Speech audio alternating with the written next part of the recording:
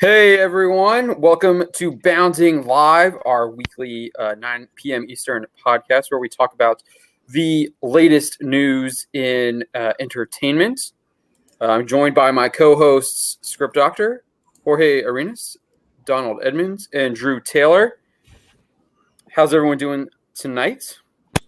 We're doing great. Pretty good, yeah. There is a lot to talk about. Yeah, I'm glad y'all are doing great. I'm doing pretty well as well. There's a lot to talk about tonight. Hey, everyone in the chat, thank you all for joining us. I'm sorry we're a little late tonight. We were getting everything sorted away. I'm trying to make sure we know what all is going on with these Star Wars leaks. There's so much that happened today, so we're just trying to get it all squared away. How's it going, Mark? Thank you for joining us. But yeah, we're going to talk about the Star Wars leaks first. We're going to dive right into that. We're going to talk about the Ghostbusters drama. It's actually really funny. We're kind of part of the news in that now. That's some funny. That's kind of funny. And then we'll talk about Greta Thunberg and the DC Comics' latest, the Dark Knight Returns, the Golden Child, and Frank Miller's comic book, which is extremely political. At least from all accounts, and from the screenshots that were shared with me. That's kind of on the agenda. We'll probably talk about some stuff. I don't think you, Don, did not stop by the X-Men shop today. Is that correct? No, I managed to get one in. Oh, you did. Okay, so we'll get an update on the X-Men from Don as well. And for all those who. I haven't read it yet. Oh, you haven't read it? Okay, all right. Well, I wasn't sure. I got the comics, but I haven't read it yet. So we won't get an update on the X-Men like we usually do. Bad Don. Don will read it live. Read it live on stream. Yeah. No. So there'll probably be some stuff happening. There's a lot of stuff going on. We'll probably talk about. I saw Rian Johnson in The Last Jedi was trending. John Boyega has been having some fun at his expense, it seems like. And it also seems there's something going on with Adam Driver. I'm not fully up to snuff on that, but we'll see what's going on there throughout the stream. So it's going to be a heavy Star Wars night, and it's going to be a lot of fun, though. So we got a lot of stuff going on. So let's get in to this Star Wars news. Reddit leaker Jedi Paxis dropped an absolute bomb again on Reddit. I think it was last night, I believe, and he provided an update from a news source who claims that they have seen the movie with updated details on what exactly is going to happen, and it confirms quite a bit about what we're hearing also from Doomcock and some other people as well. Have you guys checked out these leaks yet? Oh yeah. Yeah, we've got I did this art. It took me forever because there's so much information on there. I wrote up the story earlier today. I think it took me about 2-3 hours to get it all going. It's one of the longer stories. It was a good read. I read it. That's where I got the information because I can't follow Reddit. It's too confusing. Yeah. I mean, I included the Reddit on the bottom in case you wanted to just read from the source there. But I tried to hash it out, and I cut some stuff out that I thought was superfluous, and tried to stick to the details. But yeah, so there's a ton of information here. He breaks down quite a bit of the movie. He does note that in this leak, it's he kind of talked about added details from his previous leak. So it's not a complete obviously script, but I mean he gives a ton of information, and he starts off with where the beginning of the film is, and we get to see Kylo Ren slaughtering natives in the Red Lit Woods, and he's trying to find Darth Vader's Wayfinder. And we kind of see this footage in the trailers. You see Kylo Ren with the lightsaber cutting those people down. Another Red Forest in a JJ sequel, I see. Yeah. Was that there was one of those in Star Trek, wasn't there? Yeah, Into Darkness, the forest leaves were all red. Yeah. At the start of that movie. I mean, red and black, right? Evil. My two favorite colors, which happen to be. So he finds the Wayfinder. It's a pyramid-shaped object, of course. Sith artifacts are pyramid-shaped. We learned that pretty much in Star Wars Rebels. when they go to whatever that planet is where Vader and Ahsoka are dueling, and it's like the I believe the Sith holocron is a pyramid as well as the temple. So that kind of makes sense. We get a little bit there, and then apparently he's able to plug this into his ship, and it gives him the coordinates to Exegol, or the path that he needs. Apparently, you don't need the coordinates because obviously you have to. I assume they're playing off of this idea that they did with Solo and the Kessel Run, where you have to be able to like navigate through parts of space, and you can't just light speed jump there. We'll see if that actually plays out. I have a feeling there's going to be some light speed jumping to Exegol, and that they won't actually show us doing any kind of navigating. I just for time's sake. Well, no. Check this out, John. There's like an interesting retcon in there because they actually have hyperspace skipping. Right. Yes. So that is later on. They talk about this thing called hyperspace skipping. So I have no idea what that means. Rey apparently is upset about it. Because it's a technique that they use to supposedly evade the First Order technology that can track them.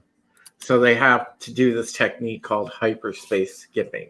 All right, well, that makes sense given that they have that horrible, crappy technology that they introduced in The Last Jedi, which is basically similar to it's another retcon fob thing that we see in The Mandalorian, which is dumb too.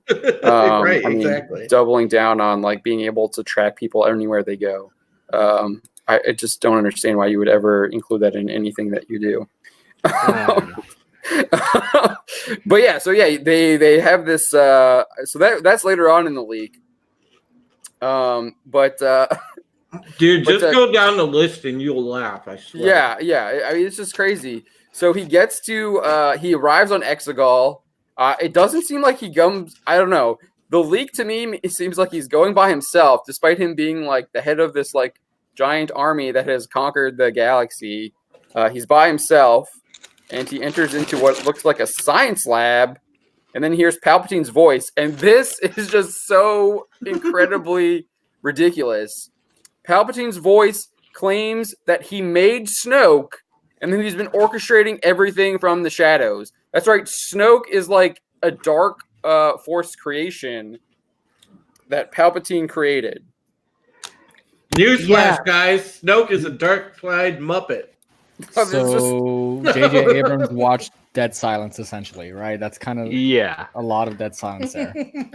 Also, why is Kylo doing any of this? Like, there's no leak of the motivation? I have no idea. There's nothing that explains it. We have no idea why he's actually doing any of this. It's just completely absurd. It's like Star Wars Episode 9. Things happen. Pretty much. Yeah, what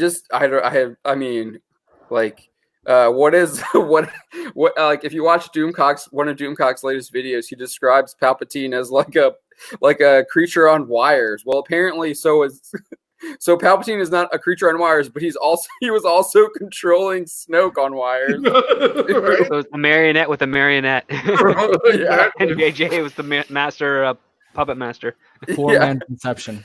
So we do get a description of what Palpatine looks like in this scene. The leaker tells Jedi Paxis, with regards to Palpatine's initial appearance, quote, flashes of lightning reveal Palpatine's face, but with white eyes attached by his back to some vertical metal arm leading to something we don't see. So he's like, you don't really actually see him? I don't know. I really think he's Voldemort. I do. I think they just they saw Harry Potter and they were like, that's what we're doing with Star Wars now. So like a cybernetic Voldemort, though? Yeah, Voldemort. So like instead of him leeching onto, what was that guy's name who had the turban on his head? He's leeching onto some kind of machine instead. It's Cameron Hodge from the Phalanx Covenant. Yeah. He's just meshed with the Phalanx. But yeah, in the first book, in the first movie, Voldemort's like on that guy's head, remember?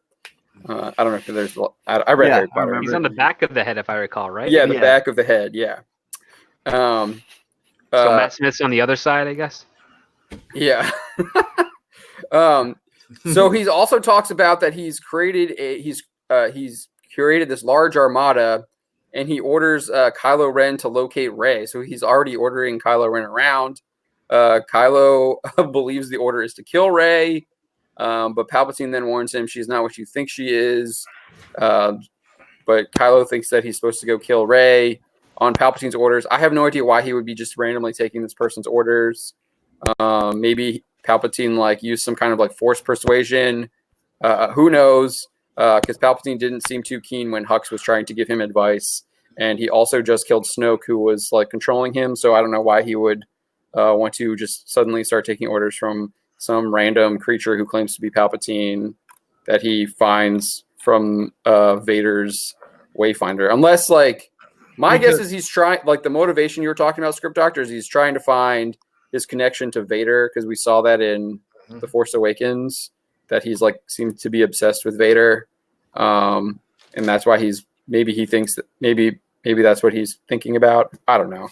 Even then, that's barely an idea too. There's just no motivation to any of this stuff. Mm-hmm. And then after we get this intro with this is a really odd intro. Usually, I don't know, Star Wars usually we get a ship in a planet scene, don't we? In an opening Star Wars scene. This one, every a star wipe and then a planet, or something. Yeah. Or at least you get that scroll, that slow crawl across the screen, kind of explaining, what's going on. Well, maybe that will explain what Kylo Ren's doing. Who knows?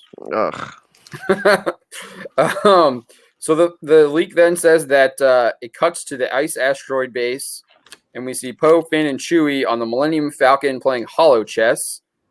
Expect some humor here. Member berries. Yeah. There's some so Poe and Finn insinuate that Chewbacca is cheating. However, Poe then points out it's because Chewbacca has much more experience than them. Chewbacca goes to check on something. Poe and Finn turn off the game because they are losing. They had previously promised Chewbacca he wouldn't turn it off, but they lied to him and decided to turn it off anyways. That's like you said, member berries, maybe some humor. I don't know. It's just where's the humor? It seems I don't when I was reading that scene. It seems hollow. It's hollow. It's a hollow forced scene. Yeah, it's a forced hollow scene.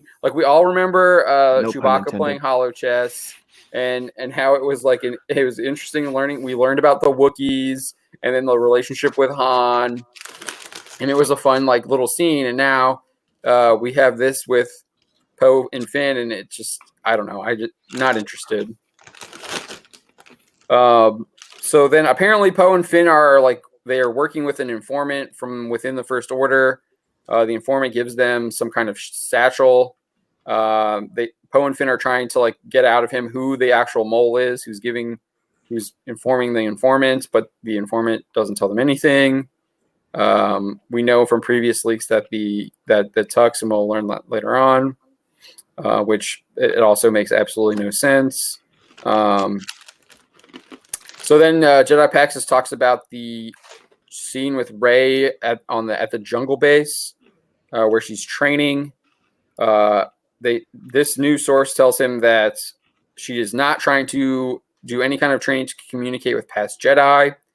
However, she does get frustrated during her training and chops down a few trees with her lightsaber that end up damaging BB-8. Oh my God, no! So Rey, while she's training, is giving into her anger, it seems like. Not BB-8. Oh Gardening really is a gateway drug to violence. I also don't know how trees are going to harm BB-8 when we literally saw him in The Last Jedi, like, take control of like that AT-ST walker and like things were like falling down on him, and he was just like steamrolling through the ship, like just. Didn't he also use himself as like conductive material for the X-wing at one point? I just lightning going through his body. Yeah, so a tree is somehow going to harm him. I don't know. That just seems wood, his only weakness. Yeah, it's Star Wars has vampires. What are those? What were those people in Dark Phoenix that I didn't watch? The tree people, the broccoli people. Yeah, he's weak to broccoli. The broccoli people. Don't get him Tabari is the technical term, but yeah. So after Rey is frustrated and damages BB-8 with her anger, Finn and Poe arrive on the jungle base, and this is where Drew was talking about light speed skipping. So when they arrive, the Millennium Falcon apparently is on fire because of something called light speed skipping, and Rey is not happy with Poe for setting the ship on fire, or potentially for doing the light speed skipping. It wasn't really clear in the leak. So yeah, who knows what light speed skipping is? Apparently, it damages your ship, though. Yeah, I heard that Rey, she goes and she tells him, "How dare you!" It might not be that, but she might be. It might be a paraphrase of that line. I would not be surprised.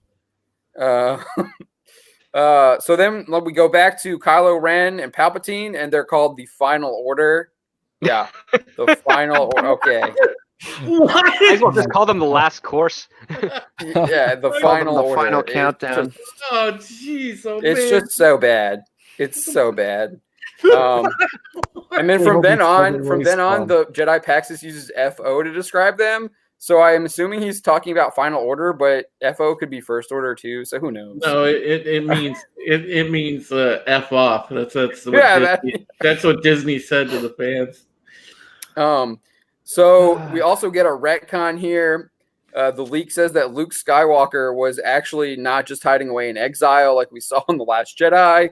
He wasn't just closing himself off from the Force. He had actually been attempting to find Exegol and the Emperor, but he was unable to locate a Wayfinder to get there. So yeah. Again, who cares? Like, I don't see the threat yet. Yeah, So the Emperor's still around, but he has an army hidden somewhere in the galaxy, but he's not doing anything with it. So no, he was controlling Snoke, man. Oh no! No one noticed his giant armada. Deformed Hugh Hefner. He was controlling deformed Hugh Hefner. This is. I'm sure this will piss off some fans. The leak states that Rose Tico is relegated to a background character who merely offers motivational support to the team, like "Let's go." I'm triggered. Hold on, I'm triggered. This is not fair. I'm telling you, as an Asian person, I'm triggered right now. Wait, didn't they do that with the original, like the prequels? There was a character. Oh my gosh! That just says "Let's go." No, the one that was in the first episode, and then he was just too annoying, and they decided. Oh, Jar Jar. Jar Jar Binks. There we go. Thank you for jogging my memory. Kelly Marie Tran, the next Jar Jar Binks. Jar Jar Binks would be an improvement to it. I don't know. Jar Jar had a pretty big role in Phantom Menace before they sidelined him because of the fan. I mean, he was like gave control of the Senate over to Palpatine. Yeah. He played a significant role. There's like a whole theory that he's the actual like emperor. Only, I swear, if he were the emperor, I'd be actually happy. Darth Jar Jar. Jar Jar. Nice. Yeah, Jar Jar's the one controlling the hand. That's got Palpatine on the edge. Behind the throne, all he sees the floppy ears as he's puppeteering. Lisa kill everyone. He's a true emperor. Nobody suspects the Gungan. Exactly. It would make more sense than this crazy thing. It's just awful. Jar Jar, so. Dude, what you've read so far, John? I mean, it's such ridiculousness. It's awful. Dude, so in The Last Jedi, I should have gotten up and left as soon. Like I've talked about this before. Like the freaking the Babu Frick. Yeah, the jokes, the prank phone call. I should like that was pretty much the opening scene of The Last Jedi. I should have just gotten up and left because it just went downhill from there. It was so bad. What in the Babu Frick is this? Yeah. So, all right, back to the leaks here. The leaked information then shifts to a First Order meeting with Kylo Ren, who is attempting to ferret out a spy. We obviously know that there's a spy because they're talking. They have the Resistance has an informant, but we don't know who it is. The meeting is where audiences are introduced to General Pride, and they introduce him as he actually previously served Palpatine during the Empire. Oh. After this meeting, Kylo Ren mentions Hux, but then changes the subject quickly after. So that just seems like a scene to introduce General Pride, and that he is a former. They named a character that's guy. Evil Pride. That's kind of that's counterculture, isn't it? That's FMA. Really easy though. I mean, pride is a sin. I don't know. Yeah, but pride is about the alphabet people. Yeah, you know what? Oh, yeah. General Pride. I get where they're coming. Where pride is evil, though. I don't know. Yeah, General. But I see where you're coming, Script Doctor. I didn't even think about that. Yeah, gluttony. Like that woman's real estate company is called Gotham Pride. So like, oh gosh. Yeah, I'm telling you, ST. General Pride will carry a pride flag in his pocket.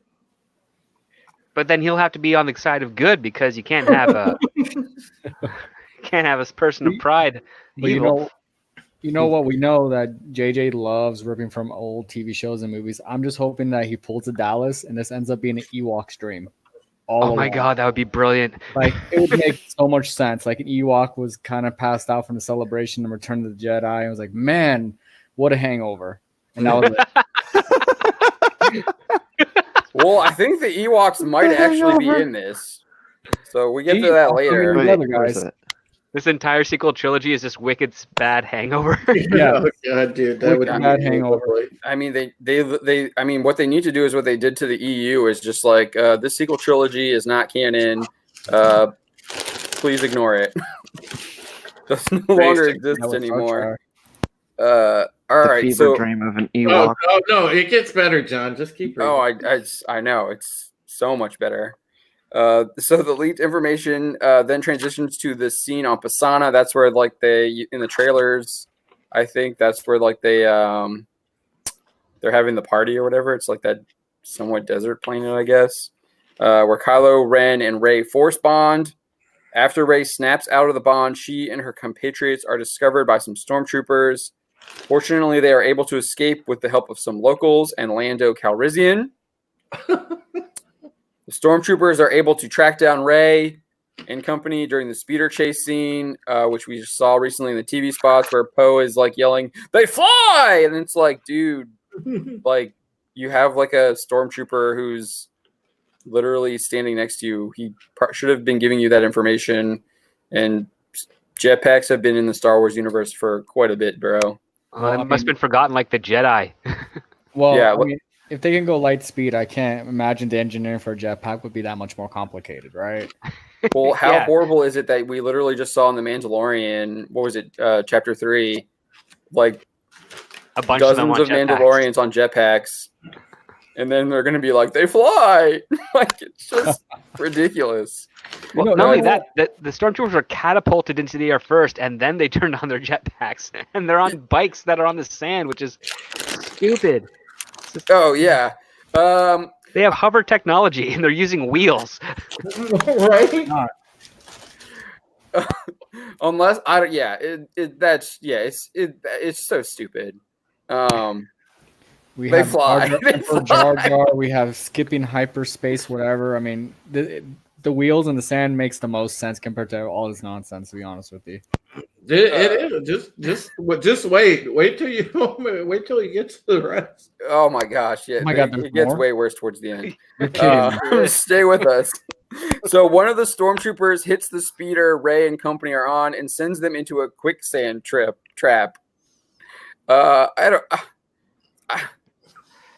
Indiana Jones 4, people.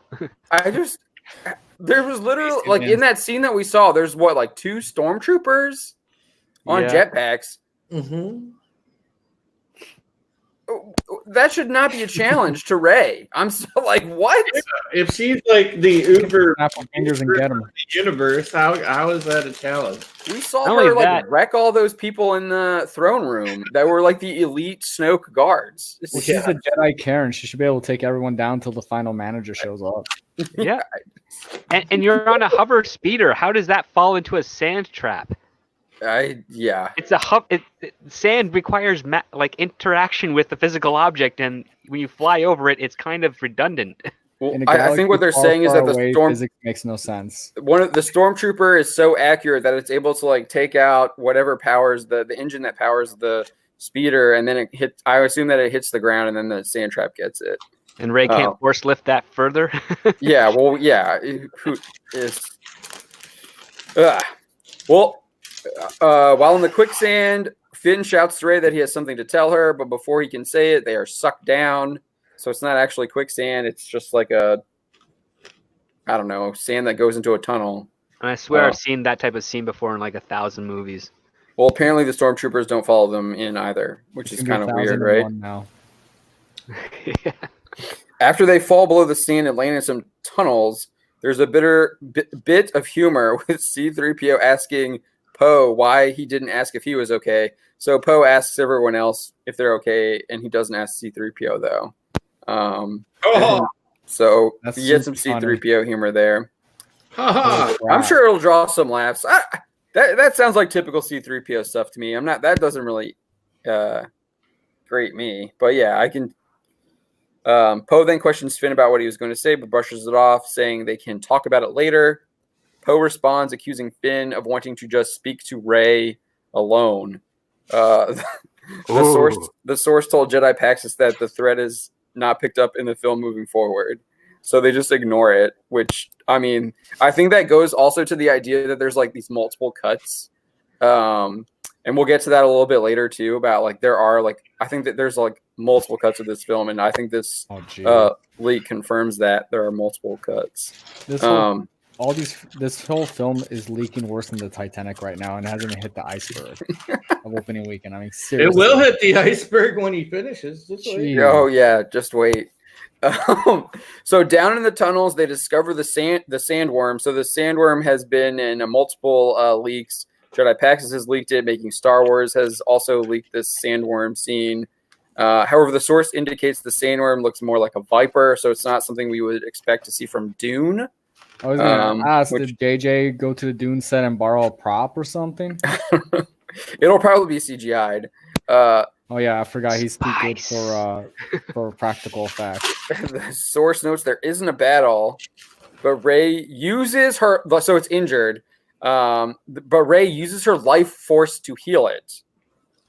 So she basically takes part of her life force and gives it to this sandworm, and then after being healed, it magically moves, and there's an exit behind it. That's pretty convenient. So Rey's been playing Dungeons and Dragons and learned how to be a cleric. Well, no, it's not a cleric. Palpatine couldn't. Let me. Vader could not do. Yeah. Couldn't save Padme. Let me step in though, because there are some powers like Force Heal that we've seen before.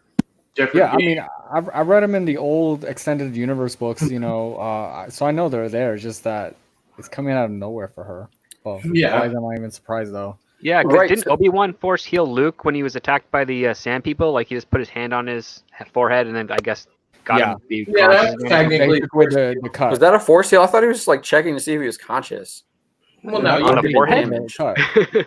You technically, I mean, say that's force heal. That's up for. It's up for interpretation. Yeah, exactly. Yeah. But Luke wakes up like almost instantly after that's done. So we don't know what we're left to. It's open to interpretation. Yeah. Right. Yeah, I mean that's one of the few things I don't have a problem with because, like I said, it's present in the universe. So I have a problem with it because it's the whole purpose of Vader turning to the dark side. Yeah. I have a huge problem with it because the whole reason why Vader turns to the dark side is because he wants to find a way to save Padme because he fears that she's going to die, and he's searching for a power to heal her. Really? I thought he joined the dark side because he wanted to turn the younglings into ground beef. Yeah. Well, he did that. He did that afterwards. Yeah. Burgers, everyone. Yeah, but yeah, so I have a huge issue with that. I understand that in like Legends and everything that there are, and in the EU, there is like force healing. Obviously, you have the force healing in SWOTOR, and I think there's some in KOTOR as well. There's in XR Kun does some kind of like he uses a ritual to drain the life force of thousands of like indigenous people from Yavin 4 in order to kind of like ascend Stargate style into the universe. But he obviously it works, but he's like trapped in the temple on Yavin 4. But in the extended universe, there was force healing, right? But it was not commonplace. It was more uncommon than anything else. It wasn't like every Jedi could do it. There was a few here and there, it was kind of spotty. Whereas force heal anyway, it's a light side power. So you have a few Jedi every generation that could pull it off, but you have to keep in context. You have thousands of Jedi in the Order during those times, so it makes sense that a few of them could force heal here and there. I think they are introducing the idea also when the Mandalorian. When Baby Yoda goes up to the Mando and he's trying to repair his arm, and he just holds up his hand, and he stops him short of doing it. But it's kind of introducing that idea too. Oh, okay. Yeah, where he picks him up and puts him back in the crib or whatever. If they were, they were definitely teasing that. That was totally a tease. So that's an EU idea. But yeah, obviously it's like a light side power, like dark side people, they just don't get access. So I don't know. This might be a dark side power because it's like maybe the idea is like you're giving your life force to something else, so that would be a light side power. But to steal it from someone else for yourself would probably be dark side. Which we'll see. You're giving your own though. Which that also like gave her own. Yeah, taking from others, we'll see that later on in the leak here. Well, the taking from others has been established in the older comics. I think during the prequel series, the XR Kun thing. Yeah, they the dark side, their version of it was they were extracting life one to give to another to use for themselves, while the light side they can just create it. Right. So I think I read there was something that I wrote about yesterday because there was a leak from the British broadcast film ratings or whatever. And here it is. So we're going to take a side step from the Jedi Pax Leaks, and we're going to go to this British Board of Film Classification leak, and they have some plot details here. And they say that here's what they have to say: a young woman finds herself alone amidst an arena of sinister enemies, taunted by their leader. A character briefly becomes fanged and demonic. It also says that there will be fights with fantastical weapons, including impalements, and brief sight of blood and injury. A character's face is melted by fantastical energy. So they're talking about this like becomes fanged and demonic. That that sounds like a vampire to me. And so there's this scene. So this is why I think that it's like very Harry. The Emperor's going to be Voldemort. What's that, Drew? I said this just in. Ray fights Nosferatu. Yeah, but so there's this thing called the Force Vampire, and I guess it was introduced in Dangers from the Dark Side: Villains for the Star Wars New Republic campaign Part 2, and it's a non-licensed Lucasfilm property, but it was treated as canon in the early 2000s. And so this Jedi Knight named Tel Angor is transformed into a Force Vampire after his Order of the Silver Jedi were attempting to create a living symbol of the light side of the Force. The experiment went horribly wrong, and he was transformed into this Force Vampire, and then who feeds off the Force. Obviously, the first thing he does is he kills his fellow members of the Order of the Silver Jedi, but he also gets these Force powers that allow him to channel the Force energy he has consumed, and it increases his strength either to bolster his attack or shield him from an enemy's attack.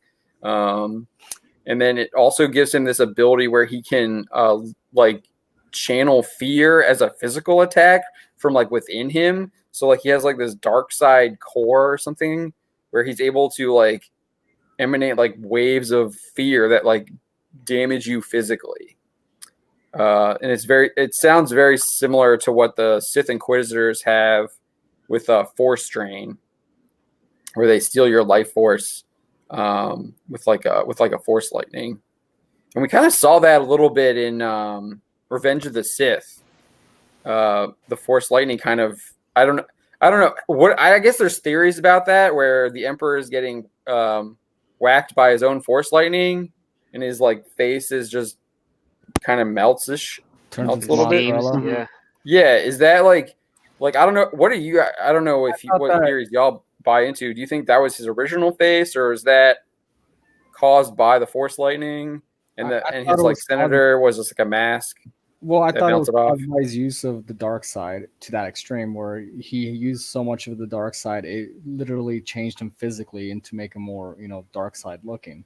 So that was a theory that I always ran with, right? He was fighting against Samuel Jackson, of course, and he was using the Force Lightning to hold back the lightsaber. And as he was doing it, he was, in essence, becoming more and more dark side.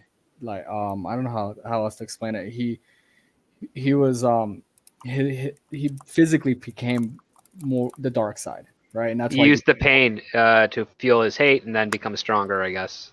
Exactly. Yeah.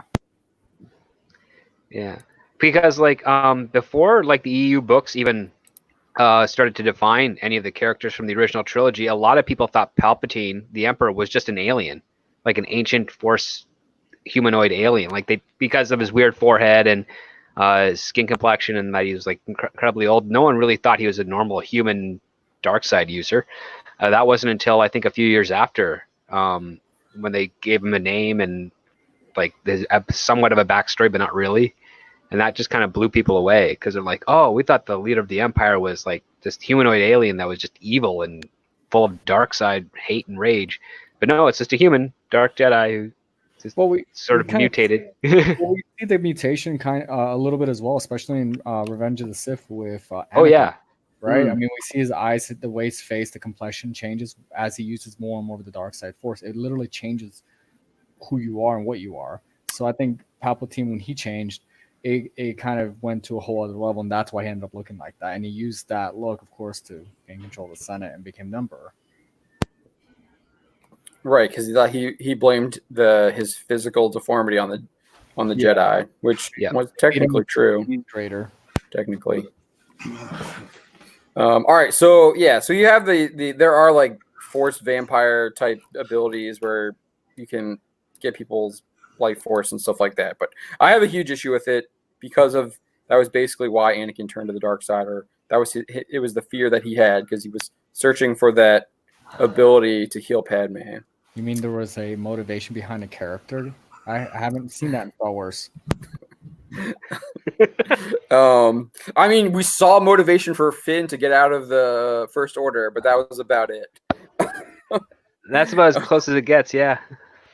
The helmet was stuffy. So back to the Jedi Paxis leaks. He skips to this part where they discover the new droid Do, which if you read one of our older stories, Disney has no idea what the purpose of this droid was, and that they said that table lamp toys. It was definitely for it's a toy, but it's a table lamp toy. You could put it on your desk, flip the switch, and you got a table lamp. But the guy who like designed Do in this like it's in a Disney magazine, he says they have no idea what its purpose is. But he did credit Abrams with like the idea. So the droid is discovered on this like Sith assassin Ochi's ship, and so I didn't put in the details here. This is from Jedi Paxis' earlier leak. This guy named Ochi is a Sith assassin who is hired by the Emperor to like track down and rescue Rey. We'll find a little bit more. I'll get into a little bit more about that as we get deeper in. But apparently the droid was abused pretty bad and BB-8 is the one who discovers and reboots him. So we have like a Me Too droid moment in this movie. Are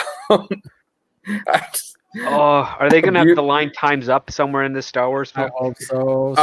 We're going to like they're again. This is like Solo crap that they're putting in with like the droid like revolution or whatever. It's just like come on, it's a droid. I mean, C-3PO abuses R2-D2 all the time, like whacks him on the head, and he's like Kicks him, pounds it. Like, come on. I thought that was just, I hope droid on droid hate. I hope they abuse that new droid. That's what that should be for. Well, no, that's the DO droid is the one that's been abused pretty bad, apparently by this Sith assassin. Good, throw it against the wall. So we do, and then we get some information on Chewbacca's capture. So there were some rumors that the Millennium Falcon was going to get blown up. That does not appear that is that appears to be in a different cut of the film. If that rumor is true, Chewbacca apparently is captured on Pisana, and Finn sees him being taken in by two troopers. The source says they could be Knights of Ren, and they put him on a transport ship. And then Finn goes off and tells everyone that Chewbacca's been captured. We then get that. Remember that first trailer where Rey's like jumping over the TIE fighter? Oh yeah, the backflip So apparently, over the TIE. Yeah, so apparently she slices. That's actually Kylo Ren's TIE fighter, and she slices the wing off during that flip sequence. That is what the source says. So it took them 7 months to decide that it's Kylo Ren piloting that thing. Yeah, the whole meeting. They just showed gloves before. I don't like. I'm sorry if that scene is so stupid. Like if it wasn't like it had like the whole point of that scene is it had to have been like a dream or like a training because the ship doesn't shoot at her. Nope. And like if he's supposed to kill her, why would you not shoot at her? Like you can see her, she's there alone in the desert, shoot at her, blast her. Like that's literally what you did to Luke Skywalker. Why would you not do that to Rey? It just baffles me. It's the stormtrooper mentality. You have Finn point blank. Oh, let's throw your gun away and get out the baton. I mean, marksmanship, of course, is very important for stormtroopers. They train a day and night. Yeah. It's just ridiculous. They detail that Kylo Ren pushes the transport Rey thinks Chewie is on away to quote push Rey's limits. So I'm guessing that Rey and company Rey and company are trying to track down the transport that Chewie is on, and that's when Kylo Ren attacks. His ship gets taken down, and then I guess he uses the Force to boost it up into space to like make it escape. Like that's how I'm reading this. Okay, that's whatever. A cool like action scene, I guess. It would be if Rey failed trying to do that before. Right? Did she try and do that before? She lifted a whole like half a mountain in the the rocks. Yeah, she could just grab the ship, right? Yeah. Hey, our guest arrived a little late. I'm gonna go ahead and set that up, John. Yeah, you can send me the link for sure. I hope they have some Zenzu beans in there as well to kind of regenerate these guys if they're going to be using all these ideas already. Oh god, yeah. Can, pop out of nowhere and just power up with the Force and just start kicking butt. Oh, just wait, Jorge. Just wait. You might. I swear to God, you gotta be kidding me, man. So we get to the entrance of Zori Bliss. She's apparently hostile, and she repeatedly threatens Poe, and notes that the price on his head would recoup her losses. Because we knew that was a thing. Yeah. Then we go to the memory hack sequence. C-3PO takes some shots at R2-D2. Like, what? Weren't we just talking about this? Of course he's abusing R2-D2. When it's mentioned that the astromech could restore 3PO's memory.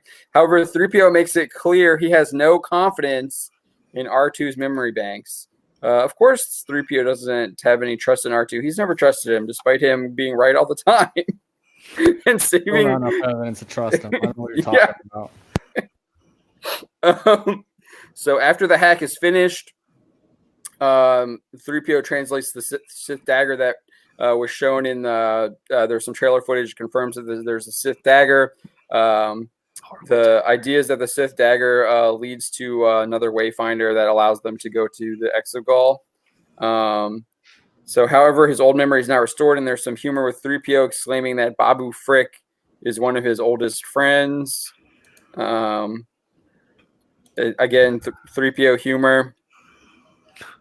There's a scene with Zori and Poe reminiscing about the past, and she tells him about a medallion, which I'm assuming I haven't this is where I'm kind of like uninformed a little bit. I think this is from Jedi Pax's previous leak, which I don't really recall. I don't recall this part of it, but it appears here that this medallion is able to.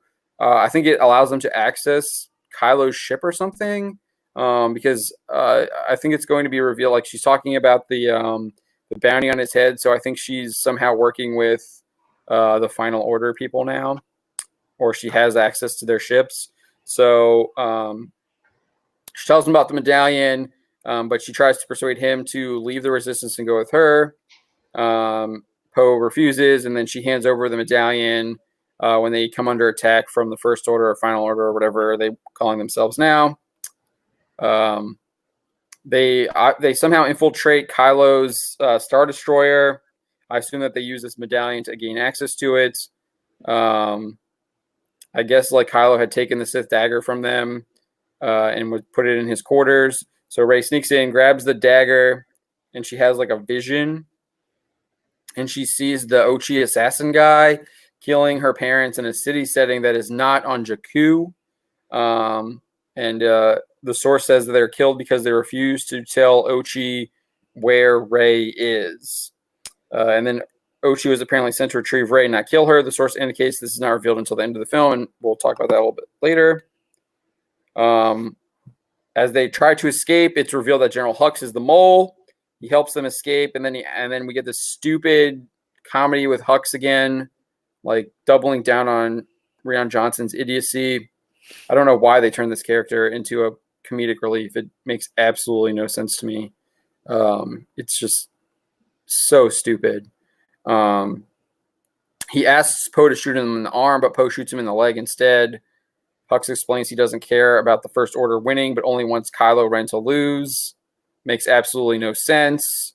The dude literally built up the First Order and built up that Star Killer base, and then like eliminated the New Republic. And he was like the mastermind of destroying the Resistance. But now he doesn't care about the First Order, and he only wants to defeat Kylo Ren.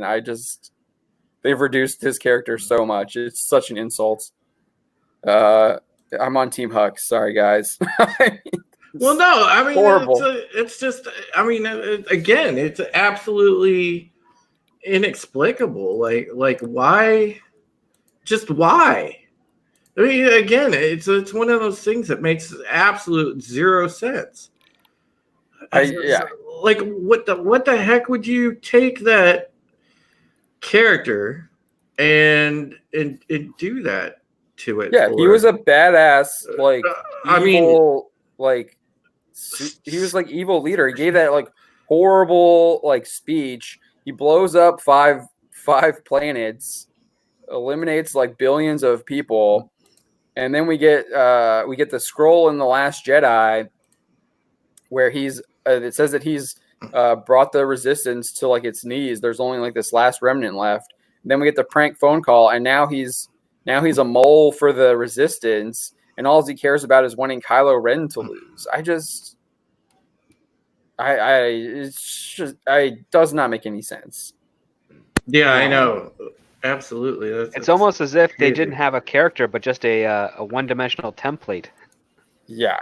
Well, yeah. They couldn't even do the template right. I mean, this is... they couldn't keep it consistent, yeah. They did the hero's journey, and they're like, we're going to cut this, we're going to cut that, and we're going to make it as one-dimensional as a piece of paper. So after the Resistance heroes escape, Hux is executed by General Pride for his betrayal. So Is he beaten to death with a flag? I don't know. I think he just gets shot. I don't know. The cannon. So we get some more member berries here, as Gary says. The source indicates the location of the Death Star wreckage is referred to as Endor.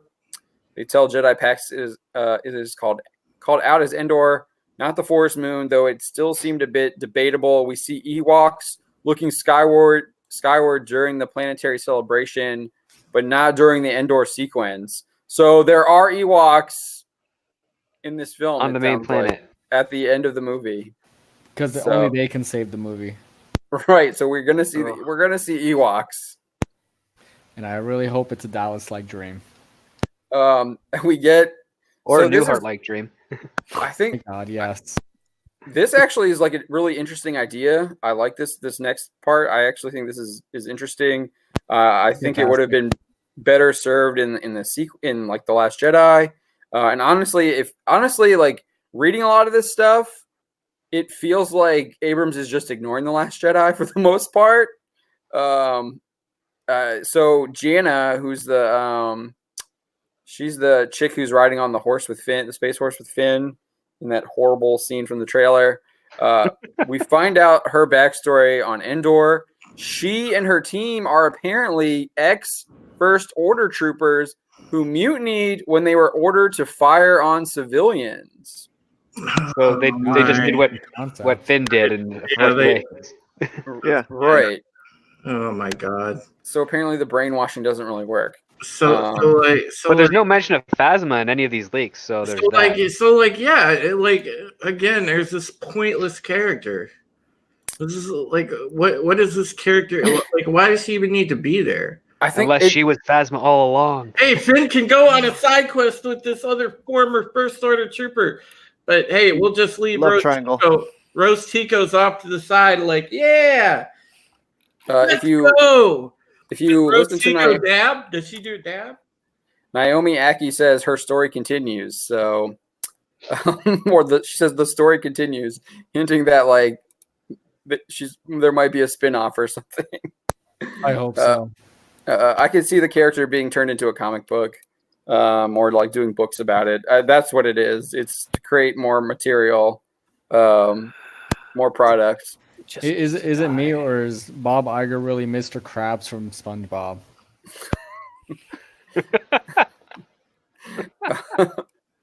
Nancy Brown under that face mask? Come on. Okay. So back to Rey. She travels to the Death Star wreckage on a water skiff.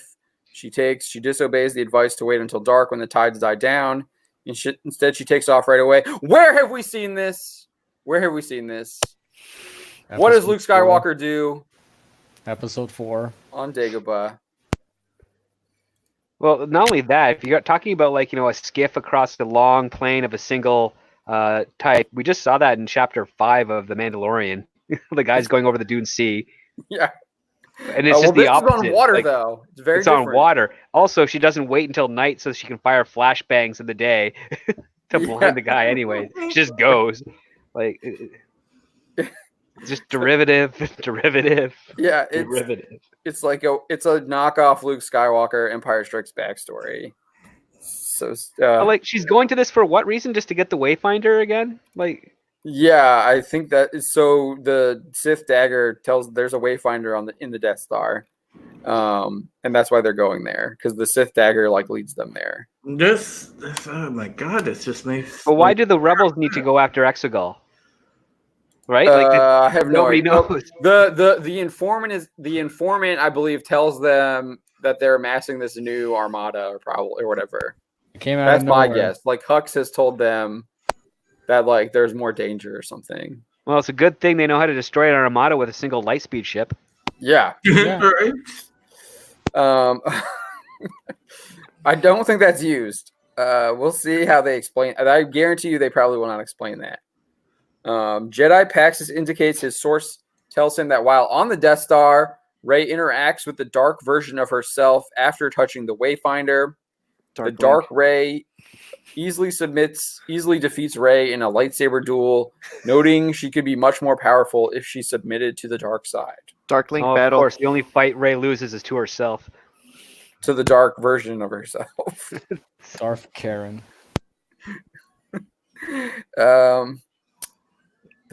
So like obviously that was so obvious that was like going to be a dark side vision. Just the source indicates Rey is snapped out of the vision by Leia.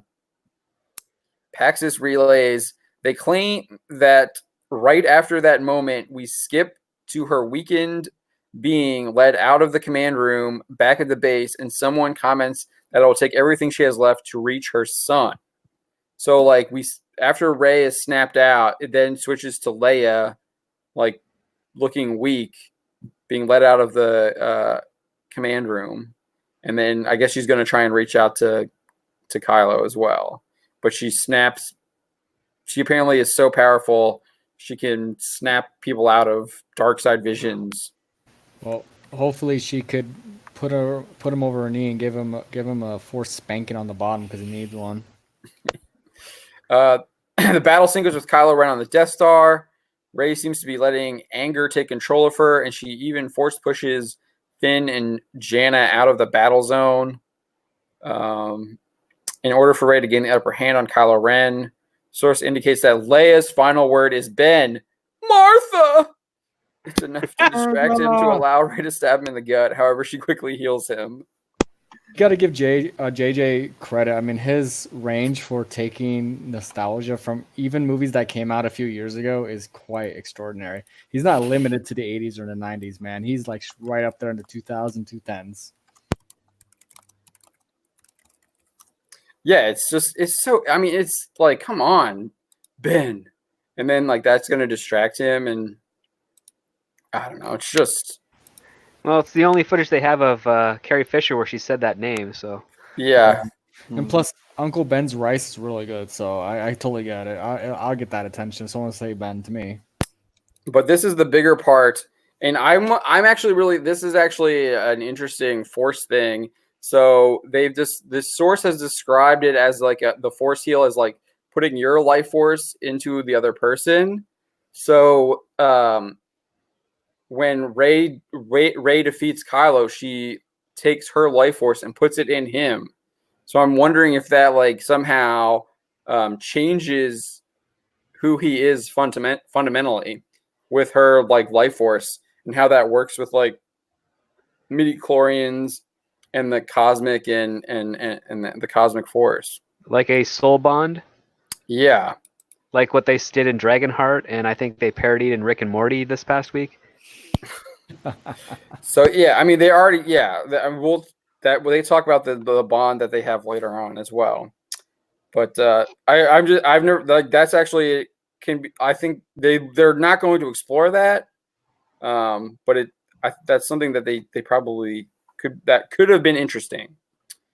The source then confirms that Han Solo will appear in the film. They note not a Force ghost. It's as if he's standing there alive again. What? Like a hallucination? I have no idea. Apparently, Han Solo gives Kylo some words of encouragement that mirror their conversation from The Force Awakens. The source explains that the quote, "I know what I have to do, but don't know if I have the strength to do it" line is included. In fact, Kylo Ren even holds the lightsaber in the same spot, but this time he tosses it into the Death Star wreckage instead of killing Han. Talk about nostalgia. We're using nostalgia from The Force Awakens in The Rise of Skywalker. If you're a master as Darth Jar Jar is, you can get nostalgia from anything. Darth Jar Jar. I'll be honest, I don't even remember that scene. I remember like Kylo killing him. I have no idea what he said to him. I would not have known that until I read this, and I was like, okay, yeah, I do remember that now. It was some sort of conversation. I wouldn't be surprised if it was just an outtake from The Force Awakens that they just inserted. That's definitely what it is, because I don't think Harrison Ford came back. Here's the thing, though. Like, why is Han even there? It's because they say like he's not even a ghost, really. What the heck? I have no idea. It can't be a Force ghost. My guess is like a memory or like I don't know. I have no idea. It doesn't make any. I don't understand why this is included. I think they're just trying to like humanize Kylo Ren by having his parents like try and save him. Metaphysical manifestation. That's so terrible. Yeah, it's really really bad. That's awful. I don't know what you guys are talking about. It's not. They've never poorly executed easy tropes ever in this series in the last 10 years. You guys are out of your mind. So Rey returns to Ahch-To and attempts to toss a lightsaber into the ruins of a wrecked TIE fighter that she used to travel there. However, Luke appears and says that the lightsaber shouldn't be discarded. On Ahch-To, Jedi Pax indicates that a number of the young Luke Leia scenes are included. So those were actually scenes that some other rumors had indicated were going to be in the beginning of the film. So Jedi Pax's source tells him style-wise, it almost looks like a droid projection. The content is that it's Leia's last training session and she's sparring with Luke, but he mentions she stops and quits being a Jedi because she had a vision of her son's fall to the dark side and death. So Leia apparently was trained to become a Jedi. We see this on Ahch-To, and she quits because she feared that Kylo Ren would fall to the dark side and die. Well, that really worked out for her. I mean, all of these visions, it didn't work for Anakin either, right? So,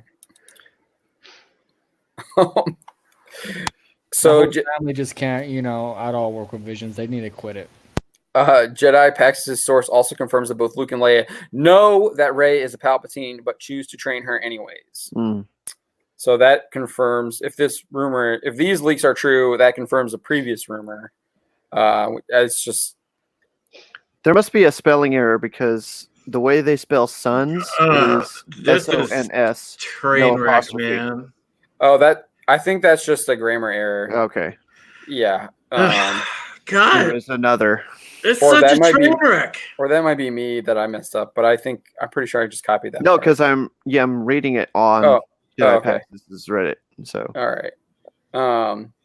Rey then leaves Exegol, there's a mistake there.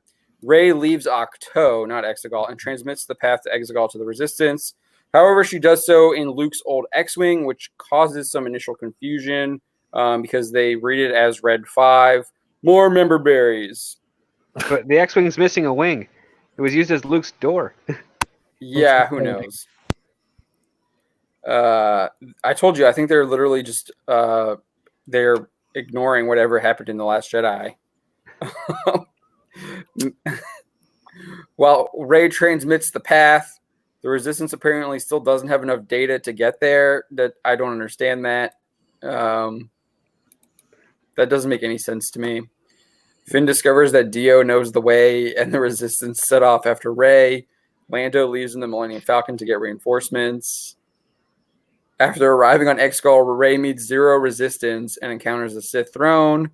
Saw in the trailer. Palpatine emerges on his mechanical arm and reveals to Rey everything to her, including that the assassin was meant to retrieve her and never to kill her.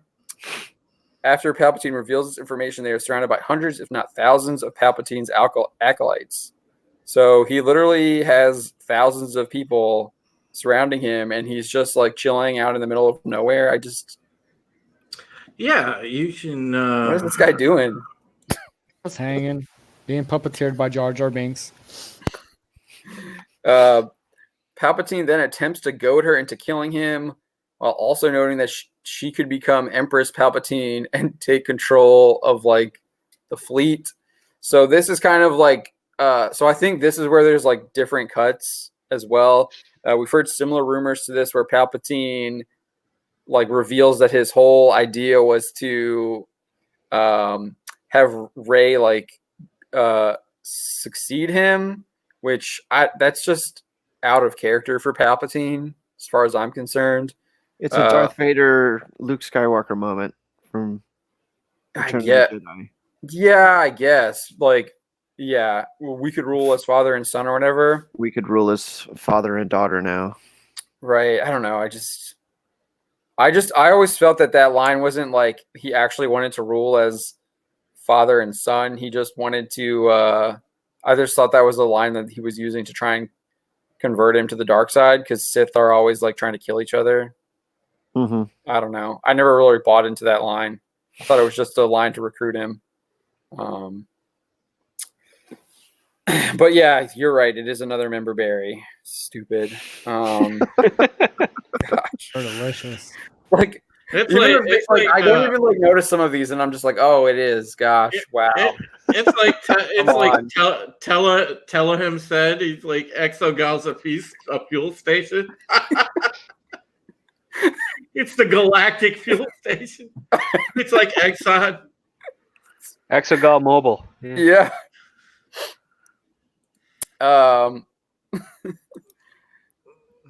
Okay, hold on. I gotta go back. Sorry, because I was looking at the chat there real quick. All right, so Kylo Ren, who has now once again been Solo, also enters Exegol. However, he, quote, gets his ass handed to him by the Knights of Ren. We've seen this in other leaks. The source confirms that Rey initiates a bond with him and gives him Leia's lightsaber through the Force. Like, it's so stupid. Please, come on. I can't. I hate this so much. So stupid. Can't you not have an open mind? This sounds so stunning and brave. Like, I mean, there.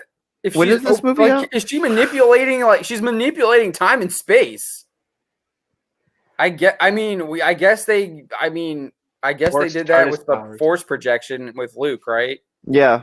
But that was just like an image. This is like actually sending a physical object through space, through time and space. Well, what about that? Now, didn't Luke give something to Leia, or the Force projection of Luke give something to Leia before he went? Yeah, the dice battle? from the Millennium Falcon. Yeah. Yeah. They vanished once he vanished. That's what their explanation is going to be. Oh, they did vanish, right? Okay. Oh, okay. Never mind. Yeah. See, come on. Stop adding in like ridiculous freaking like I don't know. It's not Star Wars. I don't know. I don't like it. But it is Star Wars. Sounds like Dragon Ball Z. They just keep getting more ridiculous with the power levels. It's doing all the tropes from the previous and then adding a little more. So here we go. This is what we're talking about, where Palpatine becomes a vampire. So Kylo obviously defeats those Knights of Ren, and he arrives in the throne room. That's part of Pax's other leaks. That was not included in here, this new one, but that's in his other stuff. So with them both there, Palpatine comments about their bond before sucking their life to restore his. His white eyes turn to the yellow-orange of the Sith. So he's obviously using some kind of vampiric abilities, which apparently he had no idea of in the prequel trilogy, or he obviously discovered it when he's been living in exile on Exegol, or maybe he found some artifact that told him it, like a holocron or something. But he had no idea about this ability before in the prequels, or he just decided to lie to Vader.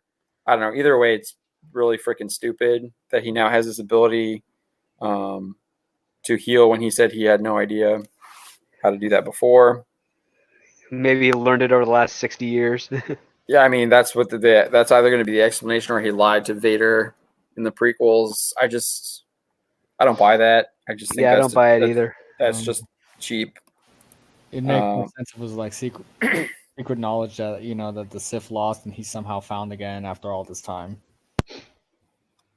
Or they actually showed in the movie, which I could like that would actually be a little bit better, but I don't know. It just rubs me the wrong way, messing with the prequels and the original trilogy.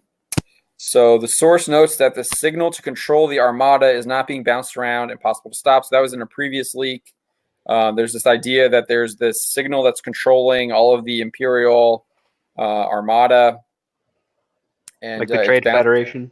Yeah, and it's bouncing around, and they have to stop it. But apparently that's not true. It's on the flagship, and the Resistance forces head straight there.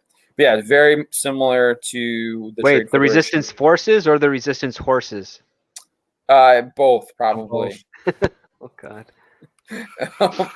The source notes that they were disappointed by the Sith troopers, describing them as, quote, no better than the average stormtrooper from the original trilogy. Well, we figured that. Yeah, they're just red, right? Yeah. Easier to spot. I mean, literally just like redcoats. They were easy to spot during the French and Indian War, and that's why they struggled during that war. And that's why. Shots. And they also, I think they also wore the redcoats. Well, I know they wore the redcoats during the Revolutionary War, and that's why they were unsuccessful, or they struggled quite a bit, especially down in the South where there was a lot of guerrilla warfare. Yeah. The Patriot actually shows that pretty well with Mel Gibson with the guerrilla warfare, where he's melting his child's toys to make bullets. That's a really good scene. Good movie scene. Speaking of good movie scenes, not bad ones like this one. Abrams, the idea is they might be melting metal to make bullets in that movie too. They shouldn't need bullets in Star Wars. They have blasters. However, they noted need something. Due to their sheer numbers, they are overwhelming the Resistance landing party. So the Sith troopers are winning. They might suck, but they have lots of them. The Resistance ships in the skies are also being overwhelmed by the sheer number of Final Order ships. Poe begins to apologize, obviously because he thinks he's made a mistake again, just like in The Last Jedi. But it's cut off when Lando arrives, because we have to have Poe, who what are you apologizing for? Just because I just so stupid. Didn't seem like he was in charge of much of anything in this set of leaks. Yeah, but yeah. Mm-hmm. With the arrival of reinforcements, Finn and Janna, who are the people leading the troops on the landing party, attempt a suicide mission to toss grenades into a hatch that leads to the signal transmitter. Their ploy works. I'm not sure I don't think that they die. I'm not sure. Oh no, we get to that. Sorry. They don't die.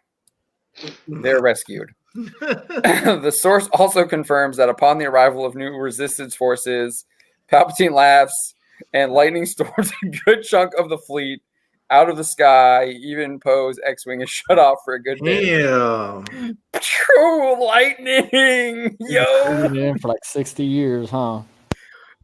It's just like I mean, I don't know, man. Where was that technique during the Battle of Endor? I mean, he must have learned it from Force Ghost Yoda. Those two were like best buds after they died. God, it's such a train wreck. I mean, if he could do that, what was the point of the Death Star? I have no idea, man. Well, the Force is more powerful than the ability to destroy a planet. Right? Yeah, it's a train wreck, man. it's so bad. Drinking. All right, so this is where it gets really, really bad. It gets really bad from here. Wait, it gets worse? Yes, it gets so bad. Oh my God. I thought I felt bad about Star Trek. I'm really feeling bad for you guys. Holy crap. Well, JJ had to one-up himself after Star Trek. Oh, man. It gets so bad here. The source... Oh, Jedi Pax then details that his source confirms that Palpatine throws Ben into a ravine, claiming he's the last in the Skywalker line. So he just gets rid of him. Like he's like a pawn to just be removed from the board. The source also confirms that Rey hears voices such as Yoda, Luke, Leia, Mace, Windu, and others. So previous leaks had indicated that you had Ahsoka and a couple other Jedi. These voices apparently give her strength to stand up. I guess she's been like lightning shocked down or whatever by Palpatine's power. Where have we seen this Going to before? show how Brie Larson should have done it. Yeah. Where I feel like I've seen this before. This character is like put on the ground. They hear a couple voices. Oh, Harry Potter, right? Against Voldemort in the Golden, whatever, the Goblet of Fire, whatever. I'm pretty sure that this scene is literally a ripoff of Harry Potter. As she stands up, Palpatine attempts to lightning attack her, but she blocks it with one of her lightsabers. They appear to be at a stalemate before Rey pulls up her second lightsaber, forming an X that allows her to deflect the lightning back at him. What? Where did I just see a character that forms an X to block attacks? Gladiators. Wonder Woman. Oh yeah, Wonder Woman. Yeah.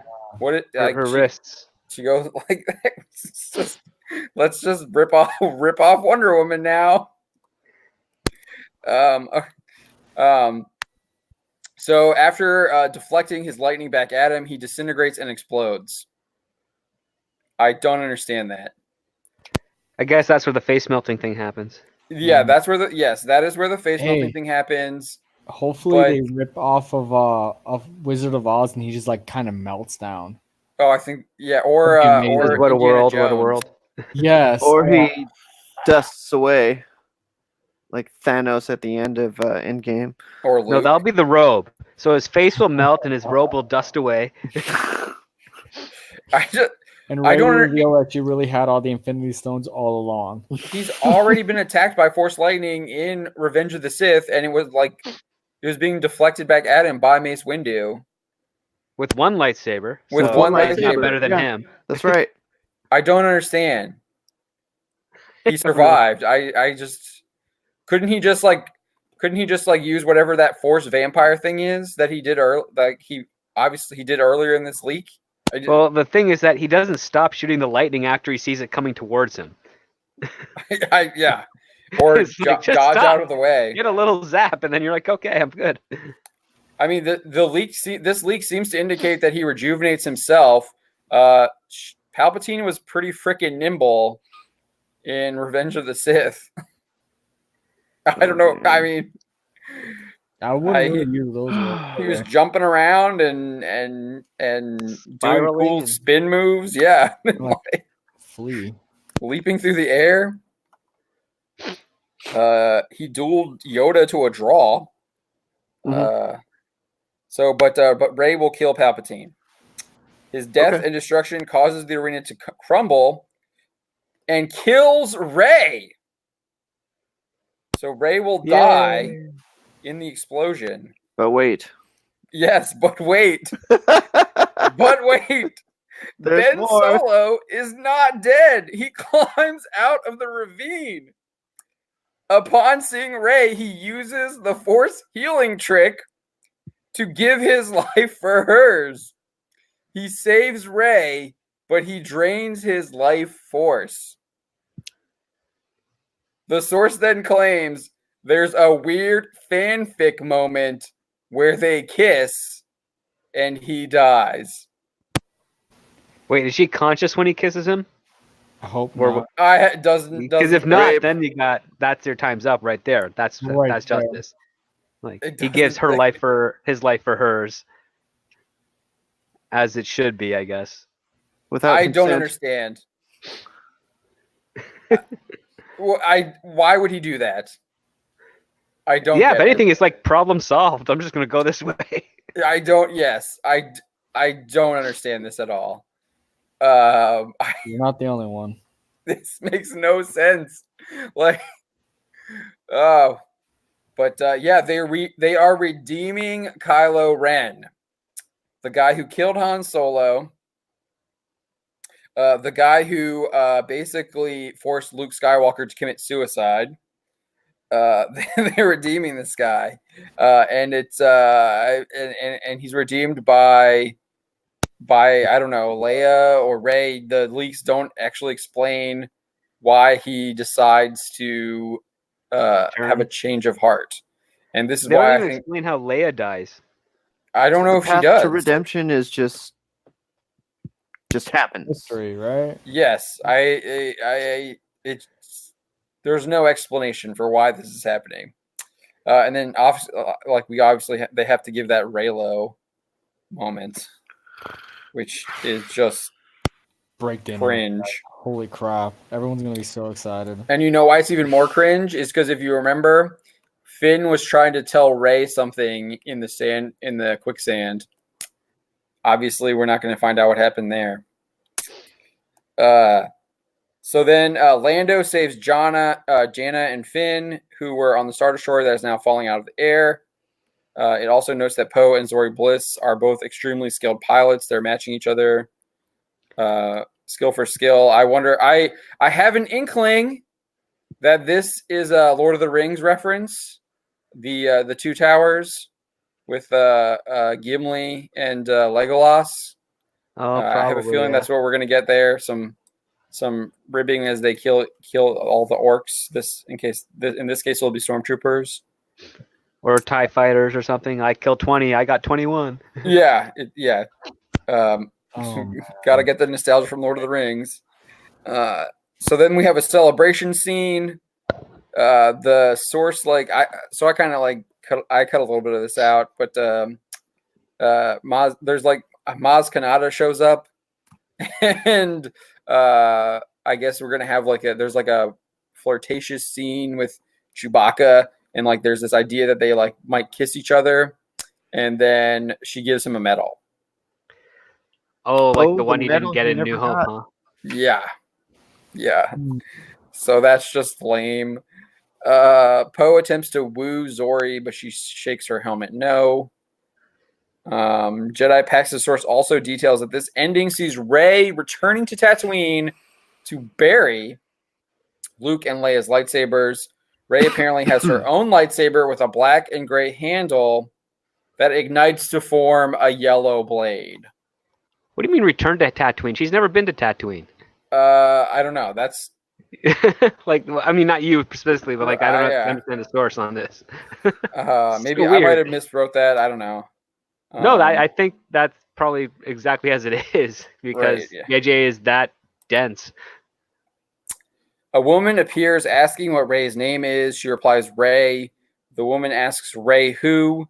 Rey then sees Luke and Leia's ghosts in the distance. Apparently, Leia, who stopped her Jedi training, is able to project a Force ghost. Who knows? Because we have Han Solo crap happening. So I have no idea what's happening with these ghosts anymore. She then responds, Rey Skywalker. The source details that she sees them as the parents she never was able to have. They're twins. that sounds so hot, like Jerry Springer hot. Yeah. Luke was a horrible father. Leia was Uncle a horrible father. mother. Or Aunt mother. Uncle. Uncle, father, aunt, mother. She views a pair of siblings as parents to herself. Yeah. Which is so incestuous. Oof.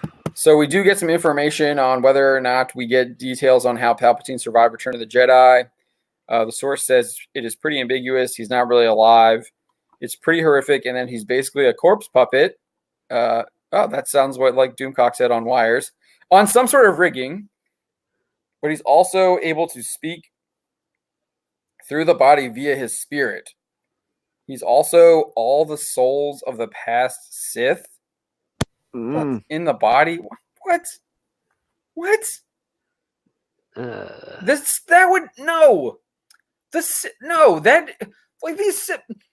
How much freaking actual Disney content do we have? Freaking Rebels has Sith people attacking each other. You have it in the Clone Wars. There's freaking Dooku is recruiting what's her name? Asajj, right? What is her name? Asajj? I'm blanking. Ventress. Asajj Ventress. Oh, right, yeah. Dooku recruits Asajj Ventress in an attempt to overthrow the Emperor. He also recruits Savage Opress as an apprentice in order to try and overthrow the Empire. The souls of the past Sith would not team up. They don't get along. Like they're all too power hungry. They want to be supreme, unless he has found some way to like chain them or like enslave them. That could be a possibility, but that's not what I'm reading here. So then the source adds, eventually he manages to restore life to the body, though. I can't recall if they directly mentioned how the body was still intact, but it was a sort of horror mad scientist lab, so it might not be his original. Oh, what did I say about Voldemort? Literally Voldemort. He's literally Voldemort. Yeah. It's so freaking Voldemort. It's like, what are you doing? How, like, you're ripping off Harry Potter in a Star Wars movie, man. And that's the end of the leaks. I think there were a couple other questions that we can get to here. They said Matt Smith he doesn't remember seeing him in the film. And then he talks about the Force ghosts and then mentions the voices, which is Windu, Yoda, Luke. And then he talks about probably Obi-Wan in there. Yeah, Obi-Wan. And then he says on the ghost appearances too, although there's a weird ghost vision scene in which Luke explains he was training Leia and she felt a disturbance. They aren't the ghosts of Luke and Leia, but they are ghostly. So that's, I think, what he's talking about with like the droid thing maybe earlier. But yeah, so that is the Jedi Paxis leaks. And it's just, dude, I'm just so bad. Yeah, it's going to be hard for any fans to justify this movie being good. I mean, they're going to pull it off somehow. Like, they're going to say, yes, it's the greatest movie ever, but just as good, but not better than The Last Jedi or what have you. But so visual. Oh, I don't know. Yeah, they'll stick to the visuals. So Boyega, there's this interview he did with Hypebeast. He not only throws shade at Rian Johnson's The Last Jedi, but he throws some shade at Rise of the Skywalker too. So he did an interview with Hypebeast. This was from yesterday. I was tipped off by Ryan Kinnell. He runs RK. What is his channel called? RK something. And so he says, where is it here? So yeah, he calls his role in Last Jedi a bit iffy. I'm trying to find this where he talks about so he talks about here. He talks about the Rise of Skywalker. He says, and he's talking about the trio of Luke, Han, and Leia, or Luke, Han, and Leia. And he says, I guess the original Star Wars films, there was much more of a trio feel where it was essentially about Luke's journey, but Han and Leia, there was a strong dynamic, which I don't know how quickly we're going to be able to establish that long-term dynamic with Episode 9. So I don't know how quickly we're going to be able to establish that long-term dynamic with Episode 9. But if it's exploring that dynamic, then that would be cool. Like, he doesn't even, like, bro, like, you did the acting, like, you should at least have some idea of what the dynamic is. And then he says, I do feel even after 3 films still, we don't know them as much as we got to know Han, Luke, Leia. So he's talking about the end of The Rise of Skywalker. We don't even know who these characters are, like we knew Han, Luke, and Leia. That's just really bad storytelling. It's as well, if that's JJ storytelling. Yeah, and he says, and maybe that's a great opportunity to get to know them a little bit more. Like, I mean, you had 3 movies to do it. Maybe you should have done it in 3 movies. So, I mean, you have the actors are already throwing shade. And then you had that reaction video, or the reaction video where they all look kind of disgusted or like, it's not good. Well, they didn't see the movie yet, so they had to come up with something. There's no way they saw it. I don't know. I don't buy that they didn't see it. I mean, the only one who said he hadn't seen it was 3PO Anthony Daniels. The others seemed to like indicate that they had seen it, so, or they reacted right away. They didn't ask about it. But yeah, so there's been a bunch of other stuff with Star Wars. I'm gonna let someone else take the lead. My throat's getting dry. I need to get something to drink. Been talking way too much. How about the tears of Star Wars fans? That should quench your thirst. My own tears? My own tears? You want me to quench my thirst with my own tears? Upside down straw. You'll be fine. Well, yeah, pretty much Star Wars just got ruined, so it's yeah. So there's been a couple other things that happened today. I'm gonna let either Drew or Don or Script Doctor or Jorge here take the lead. We got some leaks from Sweden, it was similar to that British Film Board thing. And then there was also a Disney release. Disney is like leaked it out themselves. The playlist, the soundtrack. And they pulled it, and from what I understand, the soundtrack confirms a lot of stuff. So take it away. Yeah, go ahead, Don. Get something to drink here real quick. Go, Don. Oh, me. All right. So from what I'm understanding, after my deep diving into the butthole of the internet called Reddit, we've got some sort of, I don't know, the soundtrack for it. Disney put it up. They had a, for your consideration, they've got Toy Story 4 on there. They've got the Avengers Endgame, and then they had Star Wars Rise of Skywalker, and then they released the whole soundtrack. And they took it down, obviously, but I guess the titles revealed some of the leaks, right? Yeah. So I'm still searching for the titles, but they have those whole songs, all of the songs available for download on some of these mirror sites, and I guess the songs kind of spoil some of the movie as well. I'm still looking for the song titles. Did you see the song titles, John?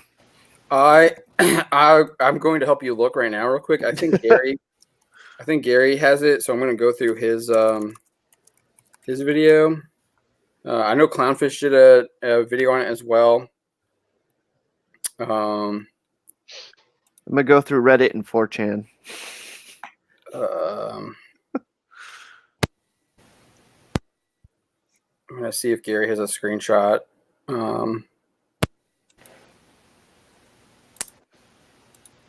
Wasn't one of the titles the Jedi rap?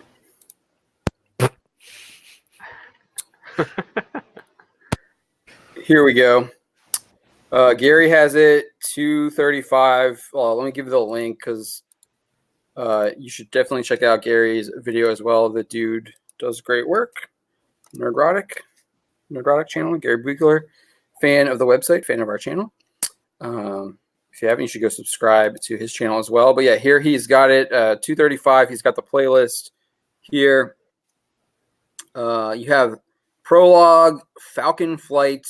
We go together in the desert, a prisoner to Kimji, fleeing from Kimji, hallway shooting, hard to get rid of, join me, the old Death Star, off the waterfront, final saber duel, healing wounds,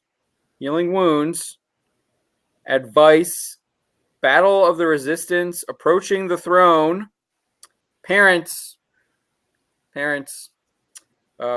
coming together, seeing sights, rescue, farewell, and a new home are the titles of the songs.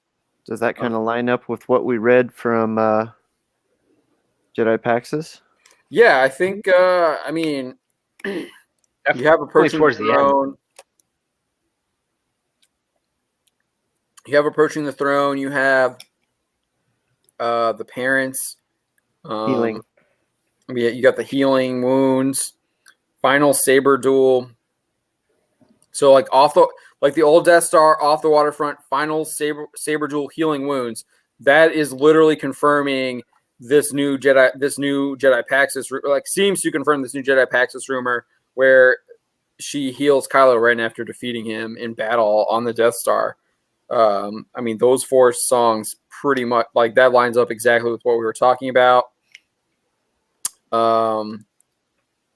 And then at the end, you have seeing sights, Force Ghosts, maybe. I'm not really sure there. Rescue, Lando saving Jannah and Finn is what I'm guessing. Coming together, the Jedi helping out Rey, maybe. Yeah, probably that encouragement thing. Yeah, The only one that kind of throws me off is parents after approaching the throne. Maybe that's when all the Force Palpatine ghosts arrive and start. I'm thinking it's Palpatine explaining the dagger that Ochi was meant to. Explaining that she's his daughter. Yeah, that granddaughter, and that her parents were killed by Ochi, but Ochi was told to retrieve her. That's what I'm guessing. That lines up. A New Home is probably like her on Tatooine. I don't know what the Kimji stuff. I'm not really. Maybe Kimji is what they refer to as Pasana. I'm not really sure. Kimji is the maybe Kimji's the jungle planet. I'm not really sure. That's the only one that like the beginning there is the only thing that is. But these ending, it pretty much lines up exactly with what we were reading earlier with these song titles. So yeah, good on Gary for getting that screenshot. Fantastic job there. But yeah, so I mean that pretty much lines up with what we're talking about. And we also had this leak from Sweden.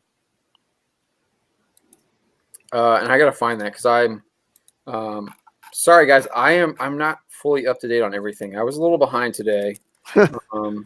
Had some stuff going on in my personal life I had to take care of, and I'm still taking care of.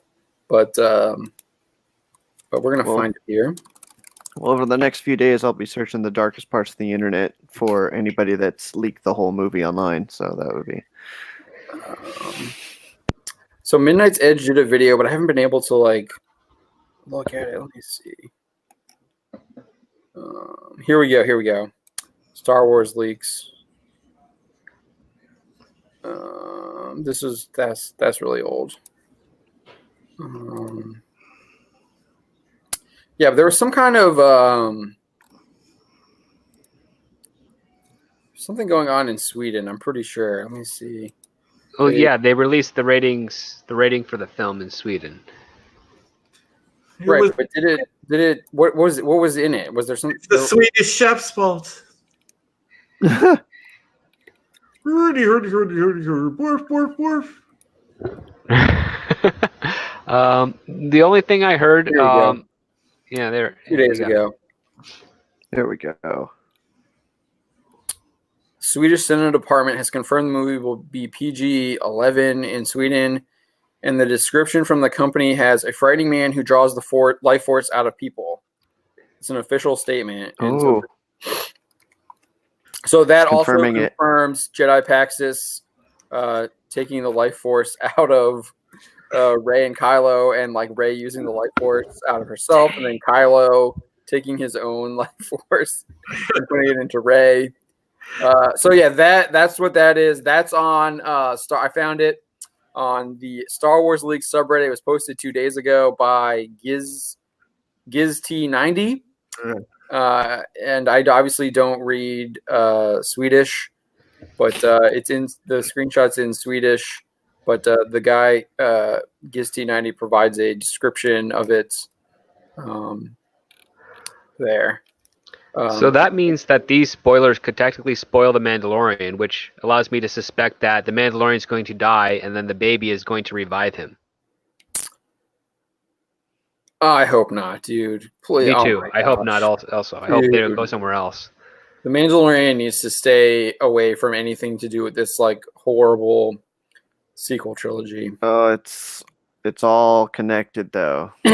Somehow. It needs to not be. I mean, I guess that the Mandalorian's good. Why stain it? They're putting Kylo Ren's fall to the dark side into a comic book by Charles Soule. So who knows? That's the only way it can be. Heaven forbid we get that in a movie. No, we can't get it in a movie. We have to go to a comic book. Which, I mean, we kind of did, didn't we? I mean, Luke tries to kill him, and he brings down the building, and then he's like, "Yo, Snoke, I'm with you, bro," until he kills him.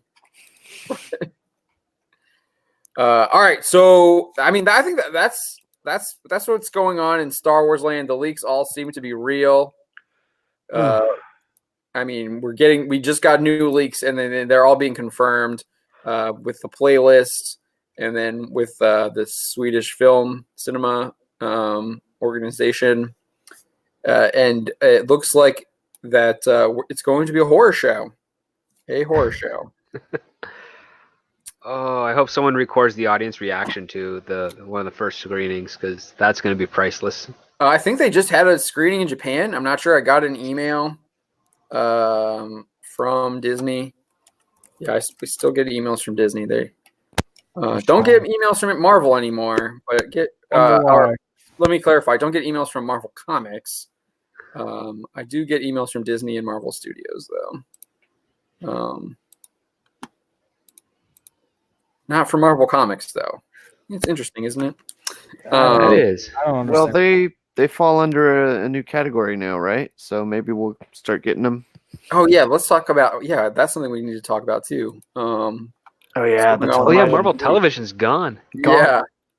So there's a red carpet event in Japan that I got an email for. I got some photos to greet the excited fans. I don't know if they actually showed the film though. Right, a red carpet event usually means you're showing the film, right? I would expect as much. Yeah. Does over here. Yeah, it says a red carpet fan event held in Tokyo. So I'm not sure. Maybe a celebration. Yeah, it doesn't look like they don't talk about actually showing the film.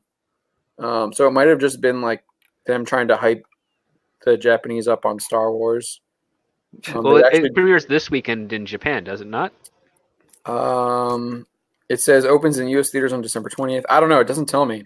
It just gives me like 5 photos of John Boyega, the whole cast with Abrams and Kathy Kennedy. It was Anthony Daniels, Oscar Isaac, Daisy, Boyega, Abrams, and Kennedy. And then we got solo photos of Daisy, Boyega, and Oscar. Daisy's wearing like this weird like Superman cape. She's got white pants on, a white top, and then like this cape that comes from her shoulders down. Very interesting. So Daisy's like Cavill in this situation, and Boyega's like Batfleck. He's actually wearing black. He's wearing black. Batfleck. He's wearing black, and he's like got a, I don't know. I mean, he's like a. It looks real. It actually looks really comfortable. I bet you he's loving it there. He loves Japan. He's a huge Gundam fan. Well, so do I. But geez.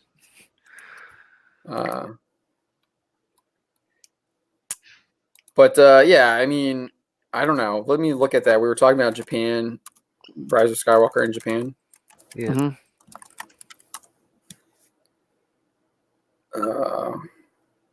Great. All the freaking news articles are like, oh, look, they were at an event.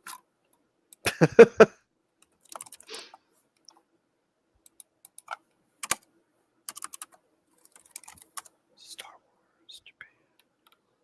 Dude, Google sucks so much, man. Sometimes. Like, I literally type in, when does Rise of Skywalker debut in Japan?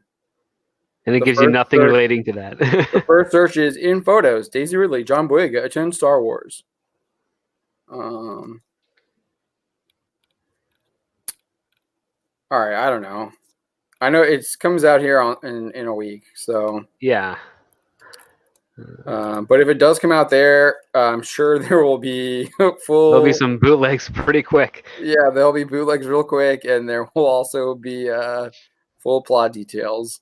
Unless it's actually really bad. That's one of the things I've noticed over the last year and a half, especially when, like last summer when I was in LA, we were all wondering what the bootleg for Infinity War, and that came out like right off like the day it first like premiered.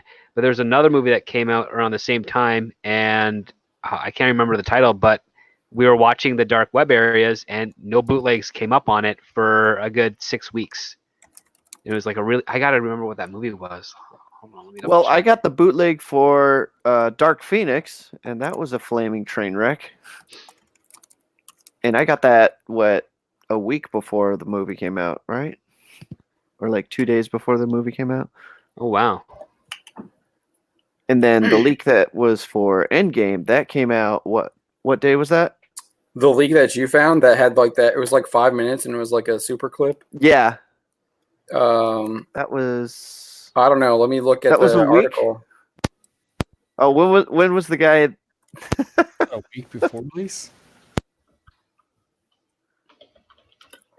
That was a super good find. It was April 15th. That was such a glorious moment. Just yeah, I screenshotted all that stuff because I knew it was gonna I knew that it was gonna get like erased. But I screenshotted all that stuff. It's still on my hard drive. The whole clip.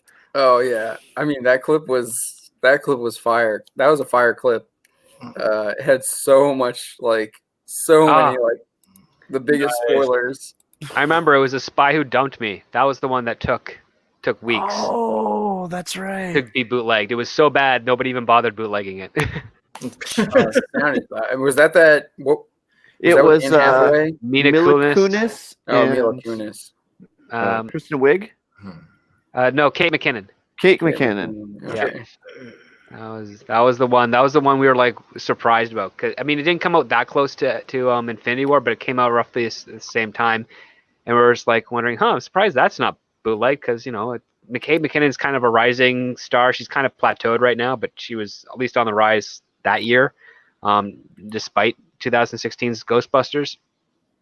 And yeah, like we were just keeping an eye on it. It's like no one's bootlegging it, and the numbers were showing pretty terrible at the time. So yeah, it happens. All right, let's get into one of the other topics that we wanted to talk about. Good segue into Ghostbusters, by the way. Yes, let us talk that about worked out. Yeah, Ghostbusters.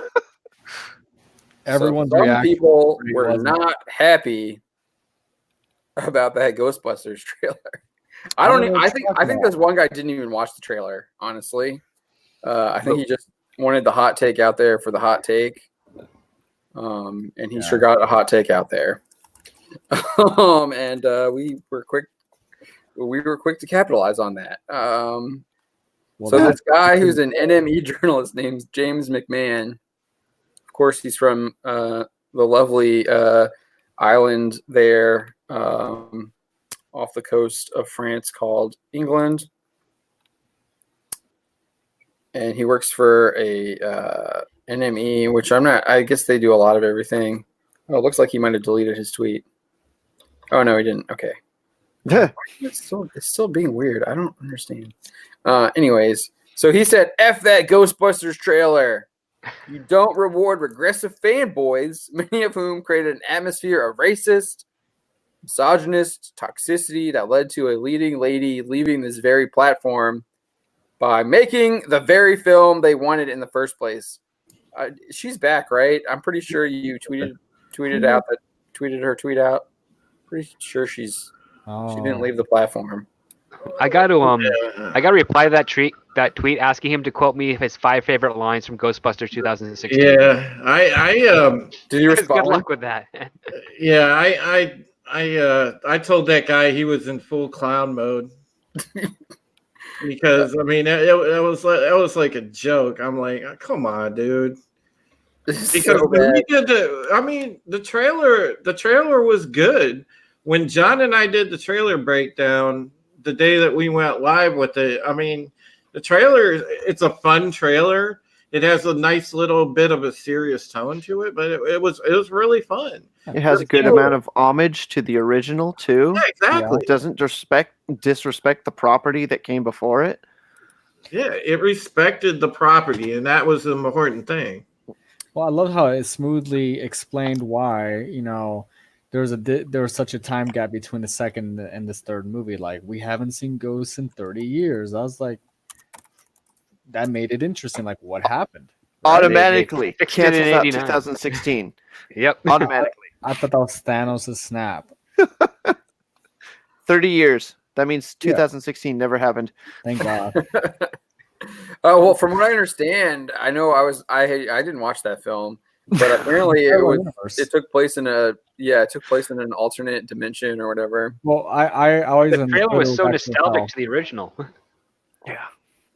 Like the 2016 one even opens up with like 30 years ago, 4 scientists changed the thing, and then you go into the 2016 movie and like it's no reference to it at all.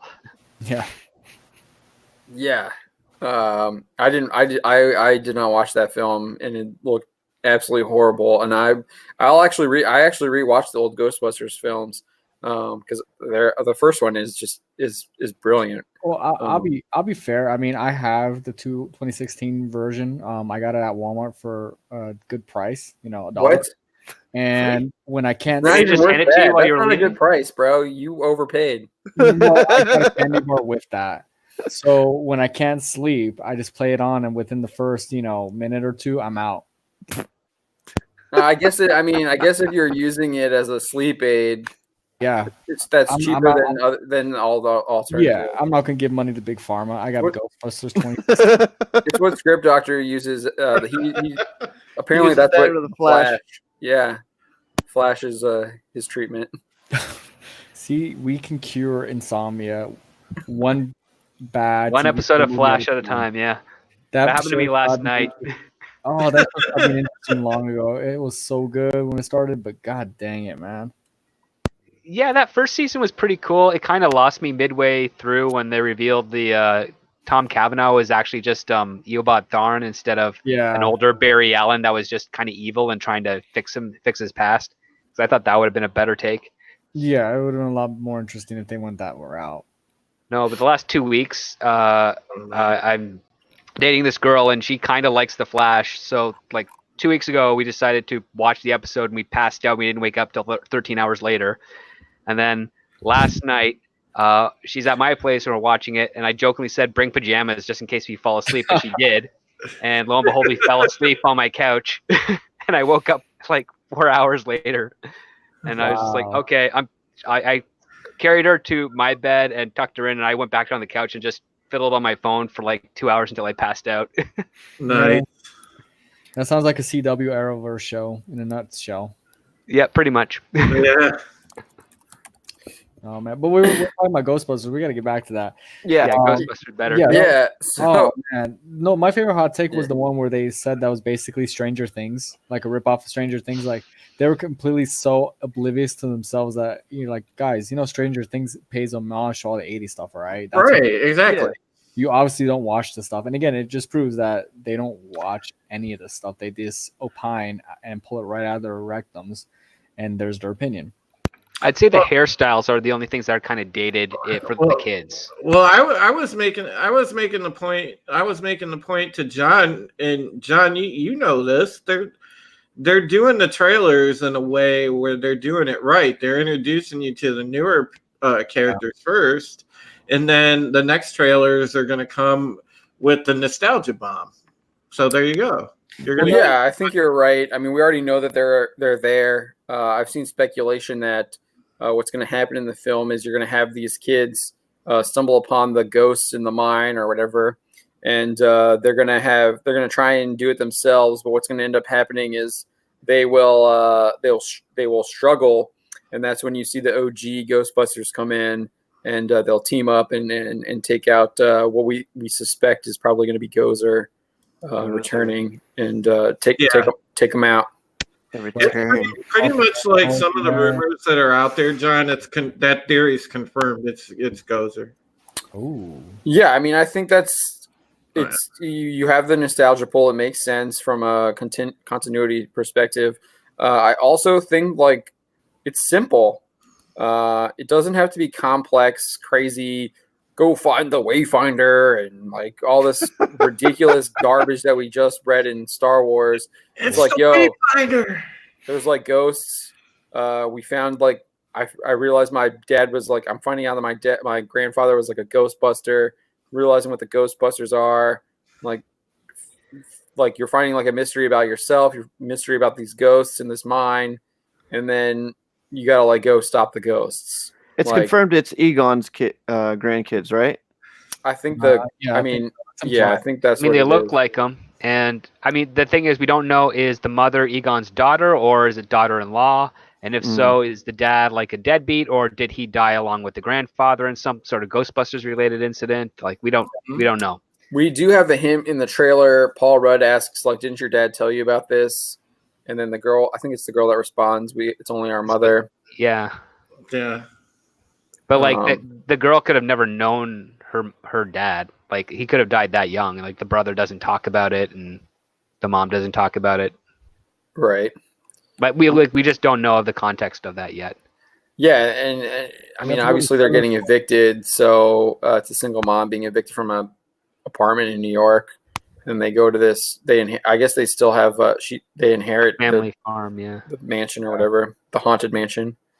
They do a shot of a plate of Timbits. Well, we call them Timbits in Canada, but I guess you call them donut holes. Oh yeah, those are donut holes. Oh yeah. Those are from Dunkin' Donuts. They look like Dunkin' donut holes. Delicious. Where the earthquake is shaking, or the ghost quake. Yeah, like we had them as Timbits. They were made in like the late '60s, early '70s from the hockey player Tim Horton. So when he started his donut shop business, I've heard lots of good things about Tim Horton. Yeah, 10 years ago. They're owned by Burger King now, I think. Oh really? Yeah. Yeah, I guess Burger King did relocate to Canada. I thought that was like a big news story. Well, we had them up here for years, but they just kind of like started buying stuff like Disney. But so this guy from NME was not the only one with like the super hot takes. Some guy who writes for The Body, he's the editor, named Matthew Rodriguez. Oh, I thought you were, for a minute you were gonna be like, oh man, more stuff from CBR. I'm sure that they had a hot take too. I just didn't see that. CBR is amazingly for the movie. They say that the 2000 this one is not going to have the criticisms of the 2016. Oh really? Who wrote that? I think it says it's immune to criticism, but it's clearly not. Oh, they questioned Nothing's it. Why immune is to Ghostbusters criticism. Afterlife immune to criticisms of the 2016 reboot? Because it's What? not to give a middle finger to the fans. Basically, This one has a script. Because it doesn't look like trash. I don't know. Like 90 minutes of jokes about gas coming out of orifices. I mean, come on. doesn't show Chris Hemsworth just looking like a complete dunce. He was the funniest part of that movie, and it's with 4 female comedic actors. Dude, the knuckleheads responding to that article posting on Twitter, I died laughing. I think I saw some of you guys responding to it too.